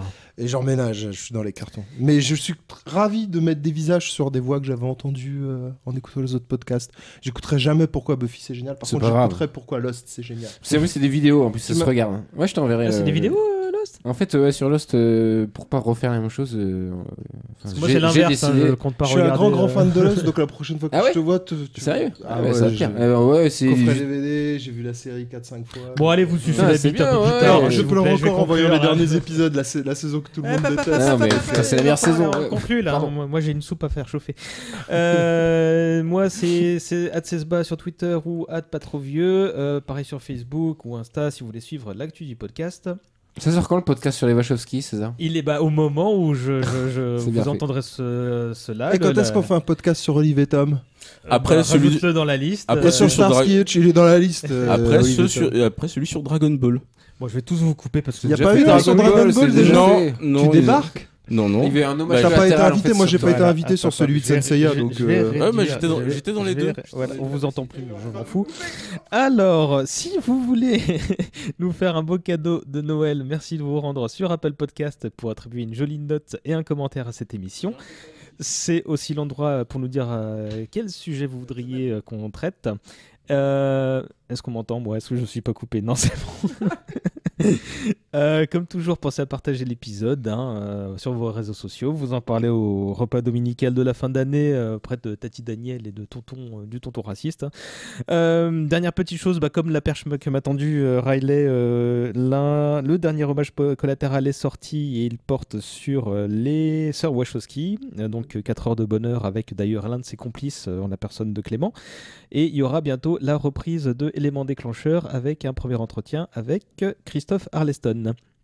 Pas mal. Oui, j'ai du boulot pour la rentrée. Non, j'ai fait le tour. Voilà, c'est tout. Je vous remercie encore une fois, les amis. Je vais remis le micro si vous voulez dire quelque chose. Je vous souhaite une très bonne fin d'année, de bonnes fêtes. Voilà, de bonnes fêtes, de Noël, de réveillon. Je suis fatigué, j'en peux plus. Là, il est temps que cette année se termine. Attends, Die Hard 2, Non, mais encore une fois, Die Hard, film de Noël, parce que Marcel Blanc Sinatra. sur 100. Attends, parlez pas tous en même temps. Tu couperas, tu vérifieras, tu mettras la musique de Die Hard 2 enfin. Bah voilà, j'allais vous demander la question rituelle. Qu'est-ce qu'on. Bah c'est dans le 1, là dans le 1 aussi. Lady Snow, Lady Snow, Lady Snow. C'est la même, oui. Mais j'ai pas revu le. Bon bah voilà, on a choisi, ce sera ça. Marcel Blanc teinté de rouge, couleur de Noël, Noël Coca-Cola. Faut que ça se termine. Joyeux Noël les gens, joyeux Noël c'est déjà passé. Bonne année plutôt, on se retrouve en 2020. Ah si, je sais ce que j'ai oublié de dire. Le prochain numéro, il portera sur un autre coup de cœur perso, c'est un manga et ce sera Fly ou Dragon Quest, la quête de Dai selon les éditions. Ce sera en janvier. Si tu nous casses les couilles avec The Last of Us, c'est pas sûr. Voilà, merci beaucoup. Les 4. Dernière bière et je vous raccompagne les enfants. Il est temps que ça se termine. Gros bisous. Salut. Salut. C'est bon. Faut faire un podcast la sauce, il est plus cher. Je n'ai parlé 2 fois dans le podcast. Non, plus que 2 fois. 2 fois. Plus que 2 fois. And since we've no place to go, let it snow, let it snow, let it snow. It doesn't show signs of stopping, and I brought some corn for popping. The lights are turned way down low. Let it snow, let it snow, let it snow. When we finally kiss goodnight, how I hate going out in the storm. But if you really hold me tight, all the way home I'll be warm. The fire is slowly dying, and my dear, we're still goodbying. But as long as you love me so, let it snow, let it snow, let it snow. When we finally kiss goodnight, how I hate going out in the storm. But if you really hold me tight, all the way home I'll be warm. The fire is slowly dying, and my dear, we're still goodbying. But as long as you love me so, let it snow, let it snow, let it snow. It doesn't show signs of stopping, and I brought some corn for popping. The lights are turned way down low. Let it snow, let it snow, let it snow. When we finally kiss goodnight. How I hate going out in the storm. But if you really hold me tight, all the way home I'll be warm. The fire is slowly dying, and my dear, we're still goodbying. But as long as you love me so, let it snow, let it snow, let it snow. When we finally kiss goodnight. How I hate going out in the storm. But if you really hold me tight, all the way home I'll be warm. The fire is slowly dying, and my dear, we're still goodbying. But as long as you love me so, let it snow, let it snow, let it snow.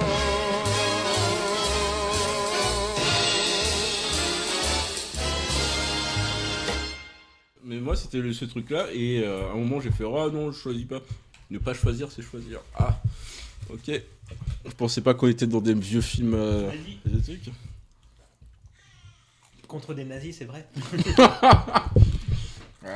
Il y a des. Tu dirais que là, ce sont des nazis noirs. C'est encore pire. C'est encore pire.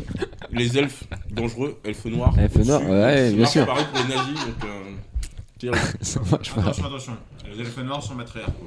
Ouais, mais ils restent dangereux. Ouais. C'est pas parce que ce sont des femmes. Oh. Ça c'est limite. Ouais. J'aime pas ça. Non, mais j'assume tout à fait. C'est ça que je vais mettre en ligne, tu sais. Il y a des choses qui sont bien mieux. Moi j'étais en train d'essayer de dire que les elfes noirs étaient mieux que les nazis, vous avez détourné mes propos. Ils sont bien mieux, ouais. Défini mieux. C'est vrai que c'est pas.